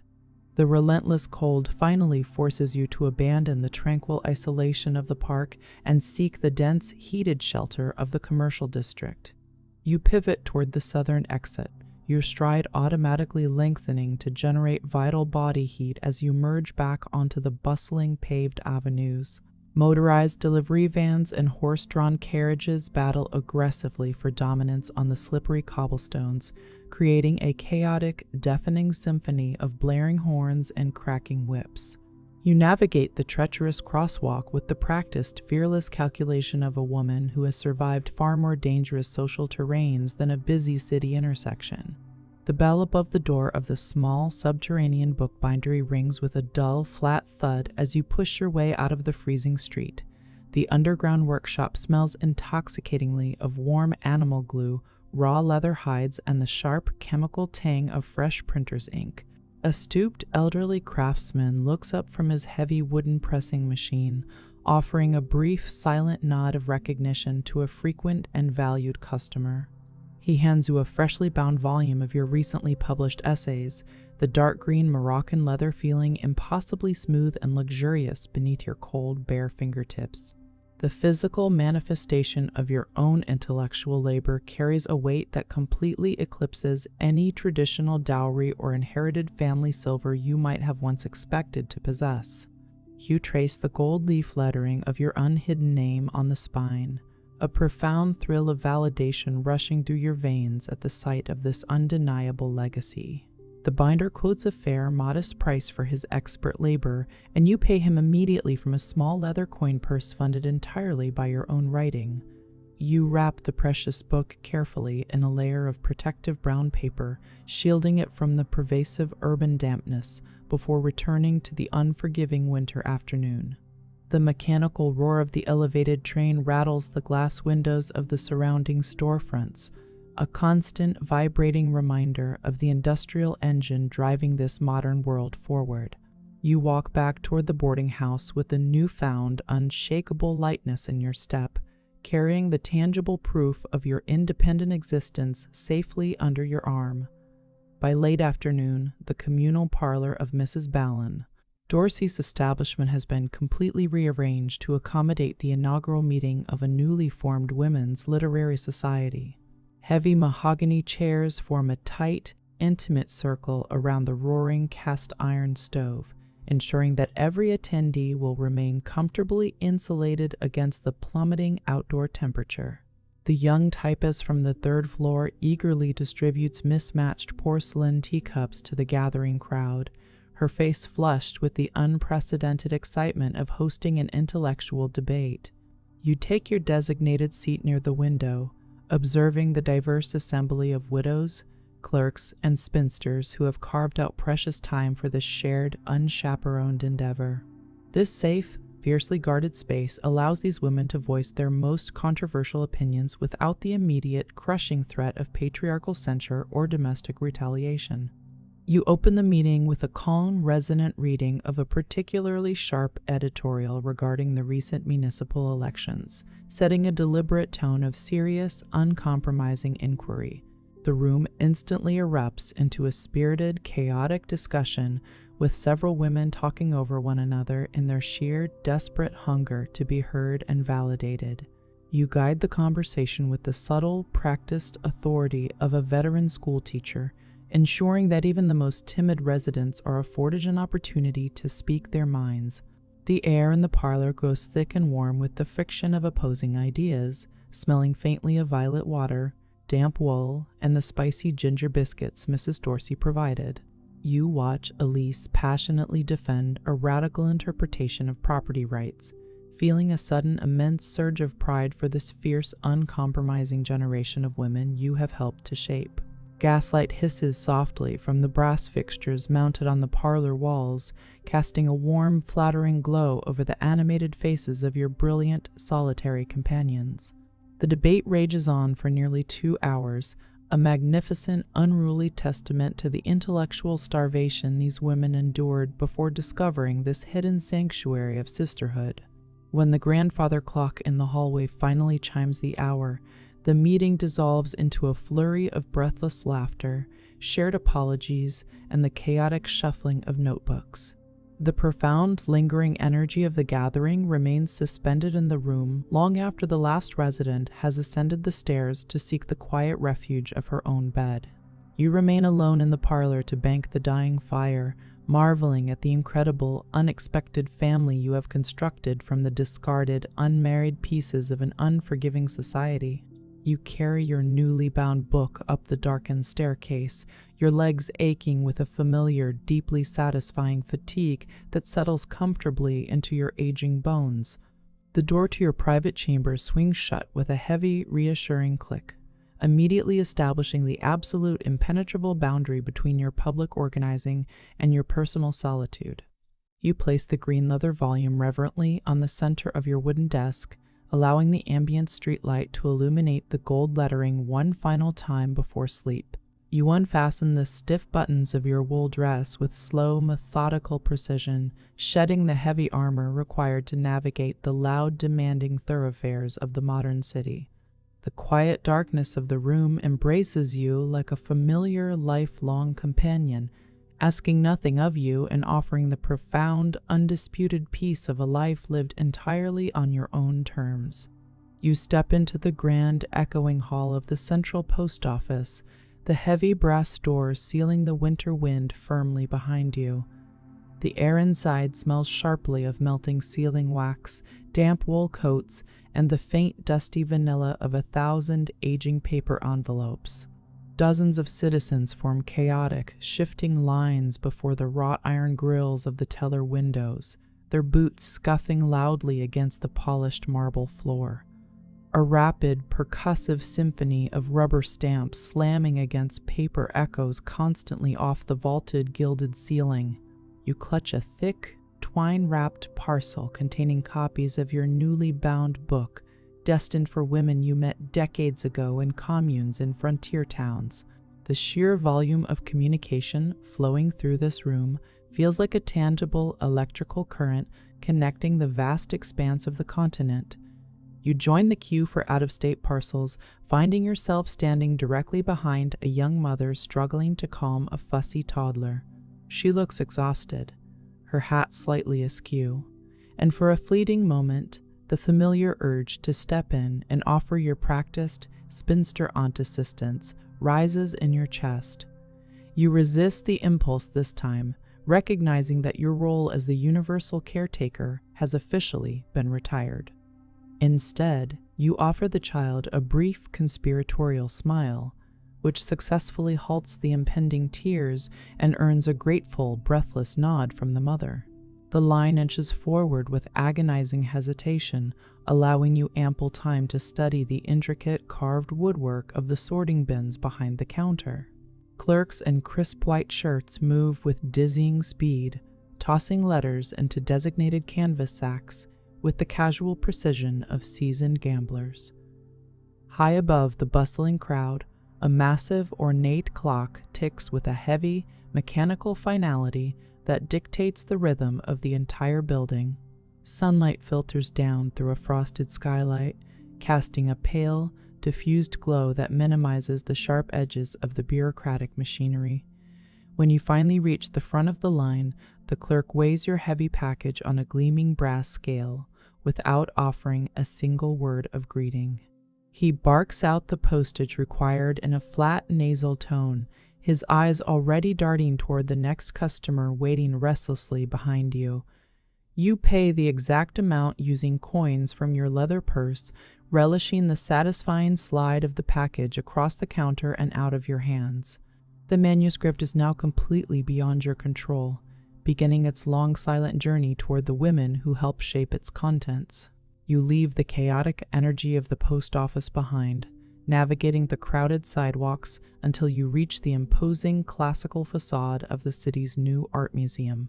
The transition from the noisy industrial street into the hushed, cavernous galleries feels like slipping completely underwater. Vast, echoing halls stretch out before you, lined with massive oil paintings and heavy, gilded frames that demand silent, reverent contemplation. The air here is perfectly climate-controlled and smells faintly of beeswax polish and old canvas, a stark contrast to the sharp, dirty ozone of the city outside. You wander through a gallery dedicated to European landscapes, your footsteps utterly muted by the thick, crimson carpets running down the center of the room. It is a profound luxury to spend a Tuesday afternoon consuming art purely for your own pleasure, unburdened by the crushing domestic schedules that govern the lives of married women. Several wealthy matrons stroll past you in a tight cluster, their silk skirts rustling loudly in the pristine, manufactured silence of the exhibition hall. They murmur politely to one another behind gloved hands, casting quick, evaluating glances at your sensible, unadorned wool coat before turning their attention back to the paintings. You do not shrink from their quiet scrutiny, possessing the absolute, unshakable confidence of a woman who has survived without the protective armor of a husband's wealth. You pause before a striking portrait of a solitary woman sitting by a window, recognizing the familiar, hidden resilience painted carefully into the subject's posture. The artist captured a specific kind of waiting that you know intimately, a patience born not from subservience, but from a fierce internal independence that refuses to compromise. You stand perfectly still before the canvas, communing silently with the painted figure while the wealthy wives drift aimlessly into the next room. You reach out to lightly touch the smooth, cold marble of a nearby pedestal, grounding yourself in the physical reality of the grand, echoing space. The museum serves as another public sanctuary where a solitary woman can exist without immediately drawing suspicion or pity from the surrounding crowd. You pull a small, leather-bound notebook from your deep pocket, using a stub of a pencil to jot down a quick, fragmented observation about the quality of the painted light. Writing has become an involuntary reflex, a necessary mechanism for processing the vast, overwhelming changes unfolding rapidly across the new century. The scratch of the graphite against the paper sounds incredibly loud in the hushed gallery, a tiny defiant noise that proves you are actively documenting the world, rather than merely observing it. You tuck the notebook away safely, feeling a deep intellectual satiation that no amount of domestic duty could ever provide. Outside the heavy museum doors, the winter sky has begun to darken prematurely, signaling the rapid approach of another bitter, freezing evening. You wait at the bustling corner for the electric trolley, pulling your indigo shawl tighter around your neck to ward off the biting wind sweeping off the harbor. The massive yellow streetcar eventually screeches to a halt before you, its iron wheels sparking brilliantly against the steel tracks in the fading light. You climb the steep wooden steps with a practiced, steady balance, dropping your fare into the glass box before moving down the narrow, crowded aisle. The interior smells strongly of wet wool, stale tobacco smoke, and the sharp metallic tang of the electrical engine driving the heavy carriage forward. You find an empty seat near the back, sliding gratefully onto the woven rattan bench as the trolley lurches violently back into motion. You lean your head gently against the cold, vibrating glass of the window, watching the illuminated storefronts blur into a continuous stream of electric gold. The rhythmic rocking of the streetcar lulls you into a pleasant, hypnotic state, easing the familiar, deep-seated ache in your lower back and knees. Other passengers stare blankly ahead or read folded evening newspapers, completely absorbed in the private, exhausted worlds they carry with them. A young woman in a tailored suit sits across from you, her briefcase resting securely on her lap, representing an entire generation that will never know the absolute panic of being an unmarried burden. You catch her eye and offer a small, imperceptible nod, a silent transmission of respect from a veteran of the invisible wars to a soldier on the new front lines. The trolley rattles onward to the darkening city, carrying you safely back toward the warm, fiercely independent sanctuary you have built for yourself. You disembark at your familiar gaslit corner, the sudden absence of the trolley's mechanical roar leaving a ringing emptiness in your ears. The pavement here is uneven and slick, with a thin layer of freezing rain, requiring you to navigate the remaining 2 blocks with extreme, deliberate caution. A stray cat darts out from a narrow alleyway, its eyes flashing yellow in the gloom before vanishing beneath a parked delivery wagon. The cold presses against your face like a physical barrier, freezing the moisture on your eyelashes and turning your breath into thick, white plumes of steam. You tuck your gloved hands deep into the pockets of your wool coat, your fingers brushing against the comforting, familiar shape of the house key. The sheer independence of holding the key to your own sanctuary never completely loses its profound, hard-won thrill. By the time you reach the wrought iron gate of Mrs. Dorsey's establishment, your extremities are completely numb from the brutal, unapologetic wind. Warm yellow light spills from the parlor windows, casting long, inviting, rectangular shadows across the frozen, dormant rose bushes lining the front walk. You pause with your hand on the cold brass doorknob, taking one final, deep breath of the freezing urban air before surrendering to the domestic warmth. The city stretches out behind you, a vast, complex machine of industry and ambition that you have successfully navigated without a husband's guidance. You turn the key in the lock with a sharp, metallic click, knowing that the safety waiting on the other side of the door was entirely earned by your own resilience. You push the heavy door open, stepping out of the brutal winter night and back into the vibrant, matriarchal heart of your chosen home. You wake to the sharp, metallic clatter of the radiator springing to life in the corner of your room. The iron pipes groan and hiss, pumping manufactured warmth into the freezing morning air with a steady, industrial rhythm. Sunlight catches the dust notes dancing above your wooden desk, illuminating the organized stack of blank paper waiting patiently for your pen. You dress in a simple, unadorned wool skirt and a cotton shirtwaist, appreciating the functional ease of modern garments that require no assistance to fasten. The heavy quilt is folded neatly at the foot of your bed, a final domestic chore before you face the bustling, electric energy of the city. You pin your silver-streaked hair into a severe, practical knot, completely unconcerned with the shifting dictates of fashionable society. The scent of roasting coffee beans and fried bacon drifts up from Mrs. Dorsey's basement kitchen, wrapping around the polished banister of the boarding house. You descend the stairs with a slow, deliberate cadence, your felt slippers making absolutely no sound against the worn wooden treads. 4 other unmarried women are already seated around the mahogany dining table, exchanging sections of the Morning Gazette with practiced, silent efficiency. You take your customary seat near the window, pouring a cup of the dark, bitter brew from a heavy silver pot. A young clerk from the 3rd floor reads an article aloud about the recent expansion of the electric subway system, her voice thrumming with the thrill of urban progress. You spread a thin layer of sharp orange marmalade across a piece of toasted rye bread, savoring the complex, citrusy tang before the day demands your labor. You step out onto the frost-heaved sidewalk, pulling your thick indigo shawl tightly around your shoulders to block the biting wind. The city hums with a chaotic, mechanical energy that vibrates directly through the thick leather soles of your sensible walking boots. Motorized delivery trucks backfire loudly in the narrow streets, sending terrified flocks of gray pigeons scattering into the pale winter sky.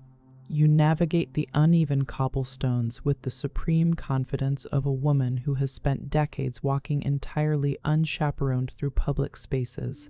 A newsboy shouts the morning headlines from the corner, his voice cracking with the effort of competing against the deafening roar of the elevated train. You drop a copper penny into his blackened hand, tucking the folded broadsheet securely under your arm before continuing your solitary march. You enter the cavernous, glass-roofed arcade of the municipal market, trading the bitter wind for the overwhelming aroma of exotic spices and cured meats. Dozens of independent vendors shout their prices from behind overflowing wooden stalls, creating a dizzying, overlapping symphony of aggressive commerce. You bypass the noisy butchers and the aggressive fishmongers, making your way toward a quiet haberdashery tucked into the far corner of the building. The small shop smells intensely of camphor, raw silk, and the sharp, metallic tang of brass sewing notions stacked meticulously on the shelves. You purchase a spool of heavy black thread and a packet of steel needles, conducting the transaction with a brisk, professional nod. The clerk hands you the paper-wrapped parcel without a single inquisitive glance, a tiny victory for the invisible, unbothered existence of the unmarried woman. The bell above the modern apothecary chimes with a bright, cheerful note as you push open the heavy glass door. Rows of uniform amber glass bottles line the pristine white shelves, replacing the chaotic, dusty jars of herbs that defined the rural medicine cabinets of your youth. The air inside is heavily medicated, smelling of rubbing alcohol, witch hazel, and the faint, sweet trace of licorice root. A pharmacist in a crisp light coat measures out a simple headache powder for you, his movements precise and entirely devoid of the patronizing concern of 19th century doctors. You pay him with coins earned entirely from your own intellectual labor, relishing the satisfying clink of the silver hitting the glass counter. You leave the brightly lit shop with your small purchase, immensely grateful for a century that relies on measured chemistry rather than moralized diagnoses. You find an empty iron bench in the center of the public square, brushing a thin layer of crystalline frost from the cold wooden slats. The winter sun offers a pale, watery illumination that provides absolutely no warmth against the deep, pervasive chill of the afternoon. You unfold the Morning Gazette with stiff, gloved fingers, scanning the editorial page for familiar pseudonyms and the latest arguments regarding women's suffrage. A stray dog trots past your boots, its nose pressed firmly to the frozen earth in a desperate search for discarded scraps. You feel a sudden, profound kinship with the resilient creature, recognizing the shared, solitary instinct required to survive on the extreme margins of society. The freezing air bites sharply at your exposed cheeks, forcing you to finally fold the newspaper and seek the reliable shelter of the boarding house. You claim the upholstered armchair by the parlor window, resting your small parcel of sewing notions on the circular mahogany table beside you. The rhythmic, soothing hiss of the cast-iron radiator provides a steady background hum that perfectly complements the quiet domestic industry of the room. You thread a steel needle with practiced, unerring precision, your eyes tracking the tiny eyelet despite the fading afternoon light. The repetitive motion of mending a torn hem anchors your mind, offering a meditative peace that the chaotic city streets cannot provide. Other lodgers drift in and out of the parlor, their hushed conversations and the rustle of their wool skirts weaving seamlessly into the tranquil atmosphere. You pull the black thread taut, securing the final stitch with the quiet satisfaction of a woman who leaves no loose ends. The sharp, scratchy crackle of a wax cylinder fills the dining room as Mrs. Dorsey carefully lowers the needle of her newly acquired phonograph. A tinny, distorted brass band blares from the large metal horn, an astonishing mechanical miracle that momentarily paralyzes the entire household with wonder. You sit perfectly still at the edge of the dining table, letting the lively, recorded march wash over you in a wave of disbelief. The unmarried women of the boarding house exchange delighted, wide-eyed glances, completely captivated by the invisible musicians performing in their private sanctuary.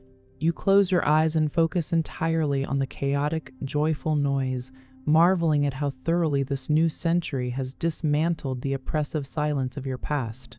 The music swells to a triumphant, brassy crescendo, proving beyond a shadow of a doubt that the world is finally ready to make some noise. You ascend the darkened staircase long after the phonograph has been carefully covered with its velvet shroud, your legs aching with a familiar, earned fatigue. The electric hall light casts long, distorted shadows across the floral wallpaper, guiding you safely to the undisputed sovereignty of your private room. You lock the heavy wooden door with a sharp, metallic click, sealing away the communal joy of the evening and returning to your essential solitude. The indigo shawl is folded neatly and placed over the back of your reading chair, its faint lavender scent mingling with the metallic odor of the heated radiator. You unlace your sturdy boots in the absolute quiet, feeling the profound, unshakable security that comes from owning the key to your own survival. The glowing face of the alarm clock on your nightstand silently ticks away the final minutes of the day, marking time in a world that you have finally learned to navigate on your own terms. You step into the narrow alleyway behind the main commercial thoroughfare, seeking a quick shortcut away from the congested morning traffic. The overwhelming bitter aroma of roasting coffee beans spills from a small subterranean storefront, completely masking the usual urban smells of wet ash and exhaust. A massive iron roasting drum churns continuously visible through the grimy basement window, radiating an intense dry heat that battles the winter chill. Sacks of raw green beans are stacked haphazardly against the damp brick wall, waiting to be transformed by the roaring gas flames inside. You pause for a moment to absorb the intoxicating heavy scent, finding a strange comfort in the brutal, loud industry of the hidden workshop. This unseen labor fuels the frantic pace of the modern city, operating entirely out of sight while providing the necessary stimulation for 1,000 offices. Frost obscures the lower edges of a massive plate glass window, framing a pristine display of immaculate, ready-to-wear tailored suits. The mannequins stand in rigid, unnerving perfection, their faceless wooden heads angled slightly toward the passing pedestrian traffic on the icy sidewalk. Electric bulbs hidden in the ceiling cast a stark, unforgiving light across the heavy woolen lapels, highlighting the flawless, mechanized stitching that has rendered the solitary seamstress obsolete. A well-dressed gentleman pauses beside you to admire a double-breasted coat, his silver-tipped walking stick tapping impatiently against the frozen cobblestones. You observe the interaction between commerce and vanity with a detached, clinical interest safely removed from the patriarchal demands of fashionable presentation. The glass reflects your own sensible, unadorned silhouette, an image of quiet defiance, standing in stark contrast to the manufactured elegance on display. You slide a heavy oak chair away from the reading table, the wooden legs producing a deep, resonant scrape against the polished marble floor. The immense vaulted ceiling of the municipal library absorbs the sound instantly, preserving the hushed, cathedral-like atmosphere demanded by the stern librarians. Your fingertips trace the embossed gold lettering on the spine of a massive, leather-bound encyclopedia, the textured surface feeling cool and authoritative beneath your touch. The pages are whisper-thin and slightly yellowed at the edges, requiring a delicate, precise handling to avoid tearing the fragile paper. A young male university student sits directly across from you, his brow furrowed in deep concentration as he furiously copies passages into a spiral notebook. You turn a page with a dry rustle, perfectly content to share this silent, tactile communion of knowledge without the burden of conversation. You brace your body against the freezing wind that sweeps viciously across the open expanse of the municipal botanical gardens. The ornamental fountain in the center of the plaza has frozen solid mid-splash, creating a spectacular, jagged sculpture of suspended ice that sparkles brilliantly in the pale sunlight. You pull your thick woolen collar up to cover your freezing chin, your breath pluming in thick, rapid clouds of white steam that instantly dissipate. The sheer, brutal cold drives the casual strollers indoors, leaving the sweeping gravel paths entirely abandoned to the most resilient winter walkers. You force your legs to maintain a brisk, warming rhythm, feeling the icy air sear your lungs with every deep, necessary inhalation. This punishing weather requires a physical toughness that entirely contradicts the fragile, fainting stereotype constantly assigned to women of your generation. The chaotic, overlapping symphony of the city streets assaults your ears while you stand upon the sweeping granite steps of the central post office. The aggressive, rhythmic clatter of horse hooves against the pavement battles for dominance against the sputtering, explosive backfires of the new motorized delivery trucks. A shrill brass whistle pierces the din as a uniformed policeman attempts to direct the hopelessly entangled traffic at the busy intersection. The heavy bronze doors behind you swing open and shut with a continuous pneumatic sigh, releasing bursts of heated air and the muffled roar of the sorting floor. You lean against the cold stone balustrade, closing your eyes to better dissect the complex layers of urban noise that surround you.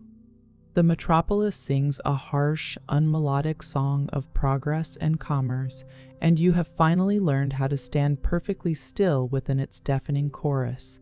Warmth envelops your shivering frame the moment you push through the narrow wooden door of the neighborhood bakery.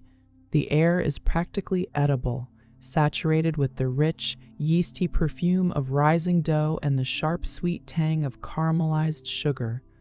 A stout woman in a flour-dusted apron pulls a massive iron tray of golden loaves from a brick oven, her face flushed red from the intense, radiant heat. You purchase a small, inexpensive paper bag of broken sweet biscuits, the fragmented treats offered at a discount to the frugal, solitary residents of the boarding house. The baker hands you the warm package with a rough, calloused hand, her silent, exhausted nod acknowledging the shared, invisible labor of working women. You step back out into the freezing dusk, the heat radiating from the paper bag providing a temporary, comforting shield against your chilled palms. You hang your damp, heavy coat on the brass hall tree, the wet wool releasing a sharp, animalistic odor into the heated corridor of the boarding house. The patterned wallpaper in the entryway has begun to peel slightly near the baseboards, revealing a layer of faded, Victorian floral design beneath the modern stripes. You remove your leather gloves, rubbing your stiff, frozen fingers together to restore the sluggish circulation after the brutal walk from the commercial district. The muffled, frantic clacking of a typewriter drifts down from the second-floor parlor, signaling that the younger generation of lodgers has returned from their office jobs. You unlace your sturdy walking boots with a deep, involuntary sigh of relief, placing them carefully on the metal drip tray to avoid staining the polished floors. The transition from the hostile, freezing city to this warm, matriarchal sanctuary always feels like a profound, daily victory. You smile at the raucous laughter echoing against the mahogany wainscoting of the dining room as 6 unmarried women gather around the crowded, brightly lit table. The evening meal consists of a thick, unglamorous potato soup and heavily buttered slices of the morning's bread, a practical, economical feast designed to stretch the household budget. You sit beside a widowed seamstress who describes a particularly difficult client with biting, theatrical sarcasm, her hands moving in wide, expressive gestures.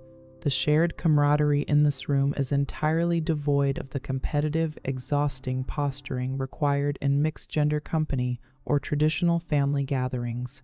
You dip your spoon into the creamy, steaming broth, savoring the simple, starchy comfort food that perfectly offsets the biting cold of the winter day. There is an absolute, unshakable security in breaking bread with women who fundamentally understand the exact cost of their independence. You turn the small brass knob on your electric desk lamp, flooding the dark, floral-papered bedroom with a harsh, unwavering pool of artificial light. The iron radiator in the corner clanks violently as steam rushes through the pipes, a noisy modern convenience that successfully holds the creeping frost at bay. You pull a thick indigo shawl over your shoulders, the heavy wool providing an extra, necessary layer of insulation against the drafty window panes. A stack of unmarked student essays waits patiently on the polished wooden surface, a tangible reminder of the intellectual labor that funds your solitary existence. You select a sharpened wooden pencil from a ceramic cup, the graphite tip glinting dull and gray under the steady glare of the bulb. The evening stretches out ahead as a vast, uninterrupted expanse of quiet, focused time that belongs to absolutely no one else. Silence settles over the old house like a heavy, protective blanket as the grandfather clock in the hallway tolls the midnight hour. You finish grading the final essay, the harsh red marks a testament to your unyielding academic standards and your refusal to accept mediocrity. You open a recently purchased volume of modern poetry, the stiff spine cracking slightly as you flatten the pages against the surface of your desk. The verses speak of urban isolation and the fragmented nature of the new century, perfectly capturing the strange, disconnected reality of the modern era.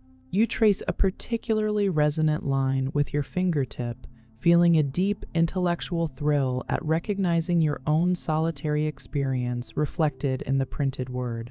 The electric light hums faintly above you, casting long, still shadows that dance in perfect harmony with the quiet, triumphant rhythm of your independent life. You push open the heavy brass doors of the Metropolitan Telephone Exchange, immediately enveloped by a chaotic, mechanical symphony that completely defies the quiet history of your youth.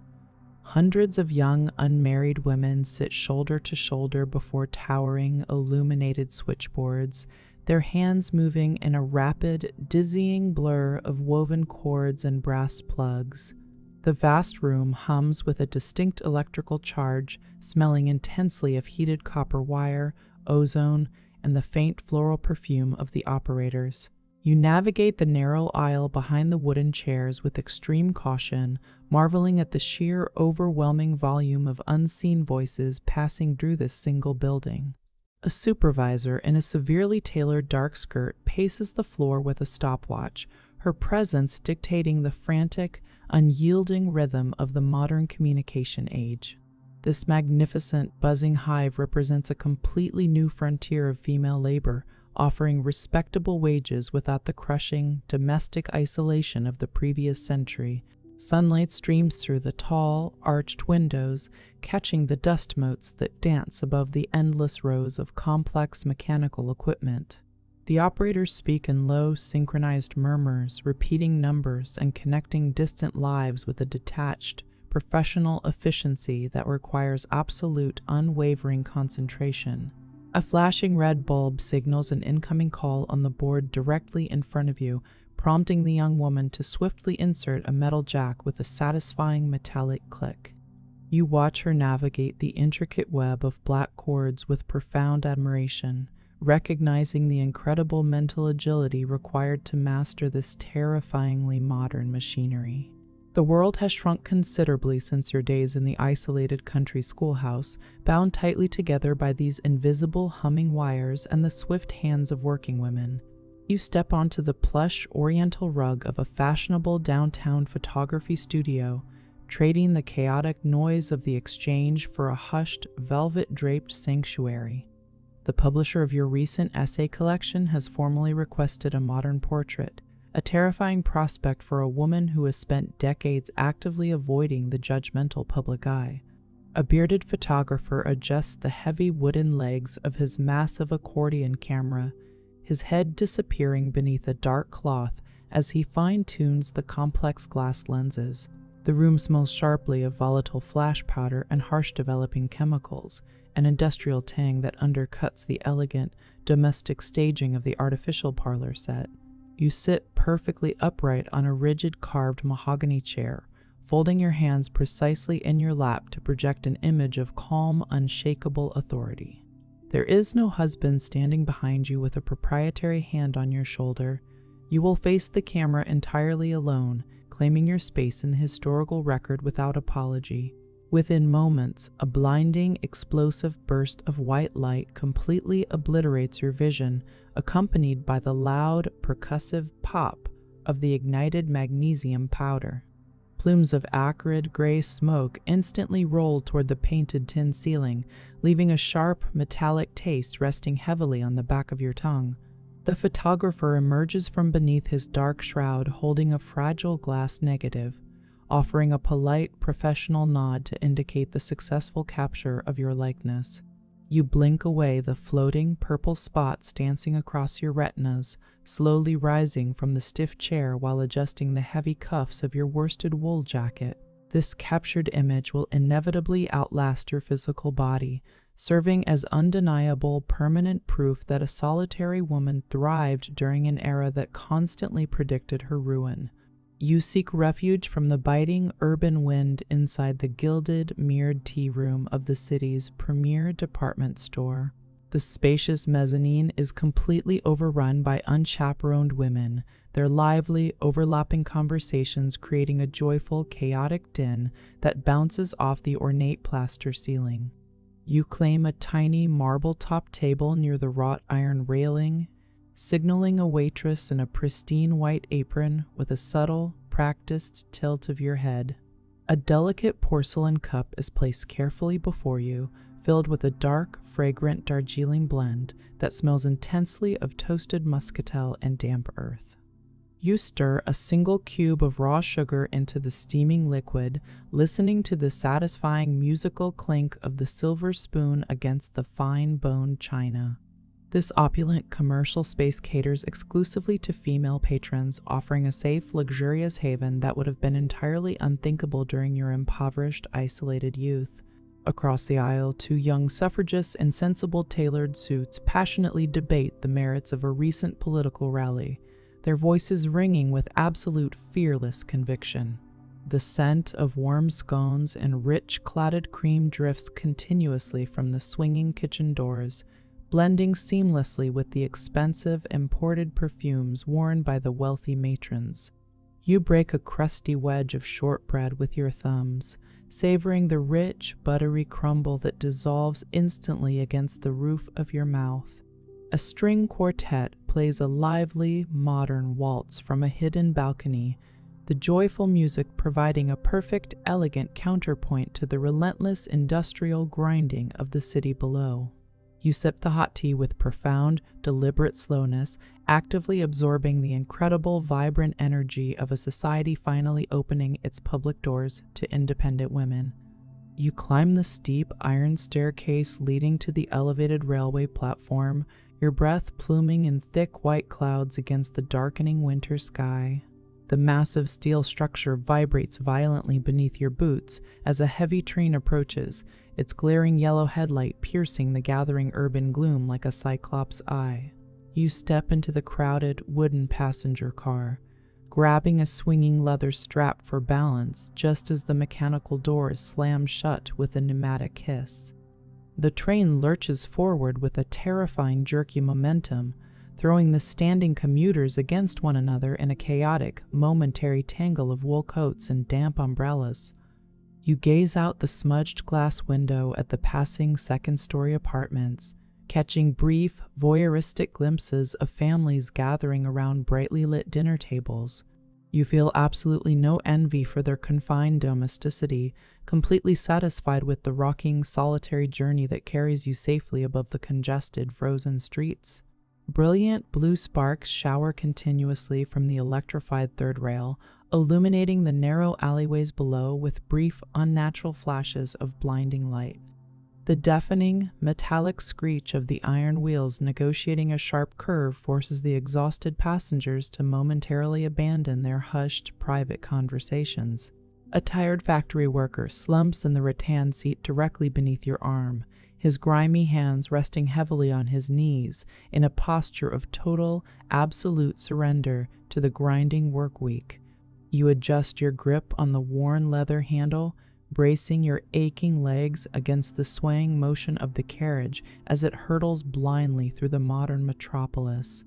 The journey requires a rugged physical endurance that perfectly mirrors the solitary path you have walked for the past 5 decades.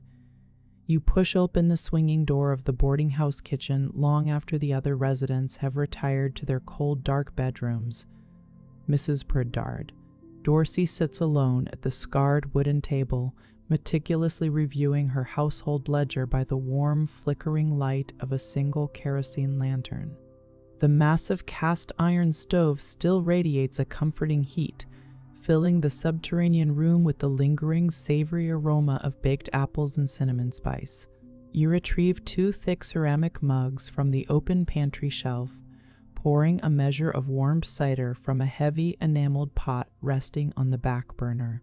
You slide a mug across the table toward the exhausted widow, taking the opposite wooden chair without breaking the comfortable, companionable silence that exists between you. This quiet domestic space serves as the hidden engine of your shared survival, a matriarchal command center where the brutal mathematics of independent living are carefully calculated. The heavy leather-bound ledger is filled with dense columns of black ink, documenting the exact cost of coal, flour, and the modest rent collected from the unmarried lodgers. She dips her pen into the glass well, crossing out a minor expense with a sharp, decisive scratch that echoes loudly against the tin ceiling tiles. You wrap your cold hands around the heated ceramic mug, letting the soothing, spiced cider thaw the lingering, bone-deep chill acquired during your ride on the elevated train. She looks up from her numbers with a tired, genuine smile, acknowledging the profound, unspoken partnership that has kept this sanctuary afloat through numerous economic panics. You toast her silently with the chipped mug, a gesture of absolute, enduring respect for the women who quietly construct safety nets in a world that routinely refuses to catch them. You fold the indigo shawl with slow, deliberate care, smoothing the worn woolen fringes across the back of the upholstered reading chair. The glowing coils of the cast iron radiator hiss, a final, comforting sigh before settling into a deep metallic silence. Your hands trace the smooth glass of the electric desk lamp, a modern marvel that has illuminated countless nights of independent, solitary labor. A profound, bone-deep fatigue washes over your limbs, the earned exhaustion of a woman who has successfully charted her own course through a turbulent century. You unfasten the small pearl buttons of your cotton shirtwaist, shedding the final physical constraints of the long, triumphant day. The small bedroom embraces you with its familiar, floral-scented warmth, asking nothing more of your spirit or your time. Beyond the frosted window pane, the restless metropolis finally begins to surrender to the heavy, silencing blanket of newly fallen snow. Electric street lamps cast long, diffused pools of amber light across the buried cobblestones, illuminating the absolute stillness of the midnight hour. The distant mechanical rumble of the elevated train fades completely into the white distance, leaving behind a pristine, undisturbed quiet that rarely graces the urban landscape. This hushed, frozen world perfectly mirrors the profound peace that has permanently settled within the architecture of your own independent heart. There are no demands waiting for you in the shadows, no patriarchal expectations to fulfill before the morning sun rises again. The century belongs to progress and noise, but this specific stolen night belongs entirely to the solitary and the free. You slide beneath the heavy weight of the layered quilts, the cool, crisp cotton sheets offering an immediate, soothing contrast to the heated room. Your head sinks into the soft, feather-filled pillow, releasing the final, lingering tension from your rigid neck and tired shoulders. You reach out a steady hand to turn the small brass switch of the lamp, plunging the private sanctuary into a deep, protective darkness. The ghosts of the suffocating rural parlors and the judgmental boarding houses no longer possess the power to haunt your restful hours. You have built a complete, magnificent existence from the discarded scraps of societal expectation, proving that a life without a husband is neither a tragedy nor a failure. The steady, unbroken rhythm of your own heart provides the only necessary lullaby for a soul that has finally found its permanent home. Silence claims the old house completely, wrapping the slumbering matriarchal haven in a thick, undisturbed layer of absolute security. The scent of dried lavender and old paper lingers faintly in the dark, a subtle, invisible monument to the quiet resilience of the unmarried woman. Every breath deepens into a slow, rhythmic cadence that effortlessly matches the slow turning of the frozen earth outside the glass. The struggles and the hard-won victories of the past 50 years gently detach themselves from your conscious mind, drifting away into the vast, open expanse of the winter night. Sleep arrives not as an escape, but as a gentle, well-deserved reward for a lifetime of unyielding authenticity. The story of the unwritten woman finally comes to rest, complete and perfectly whole, under the immense and patient sky.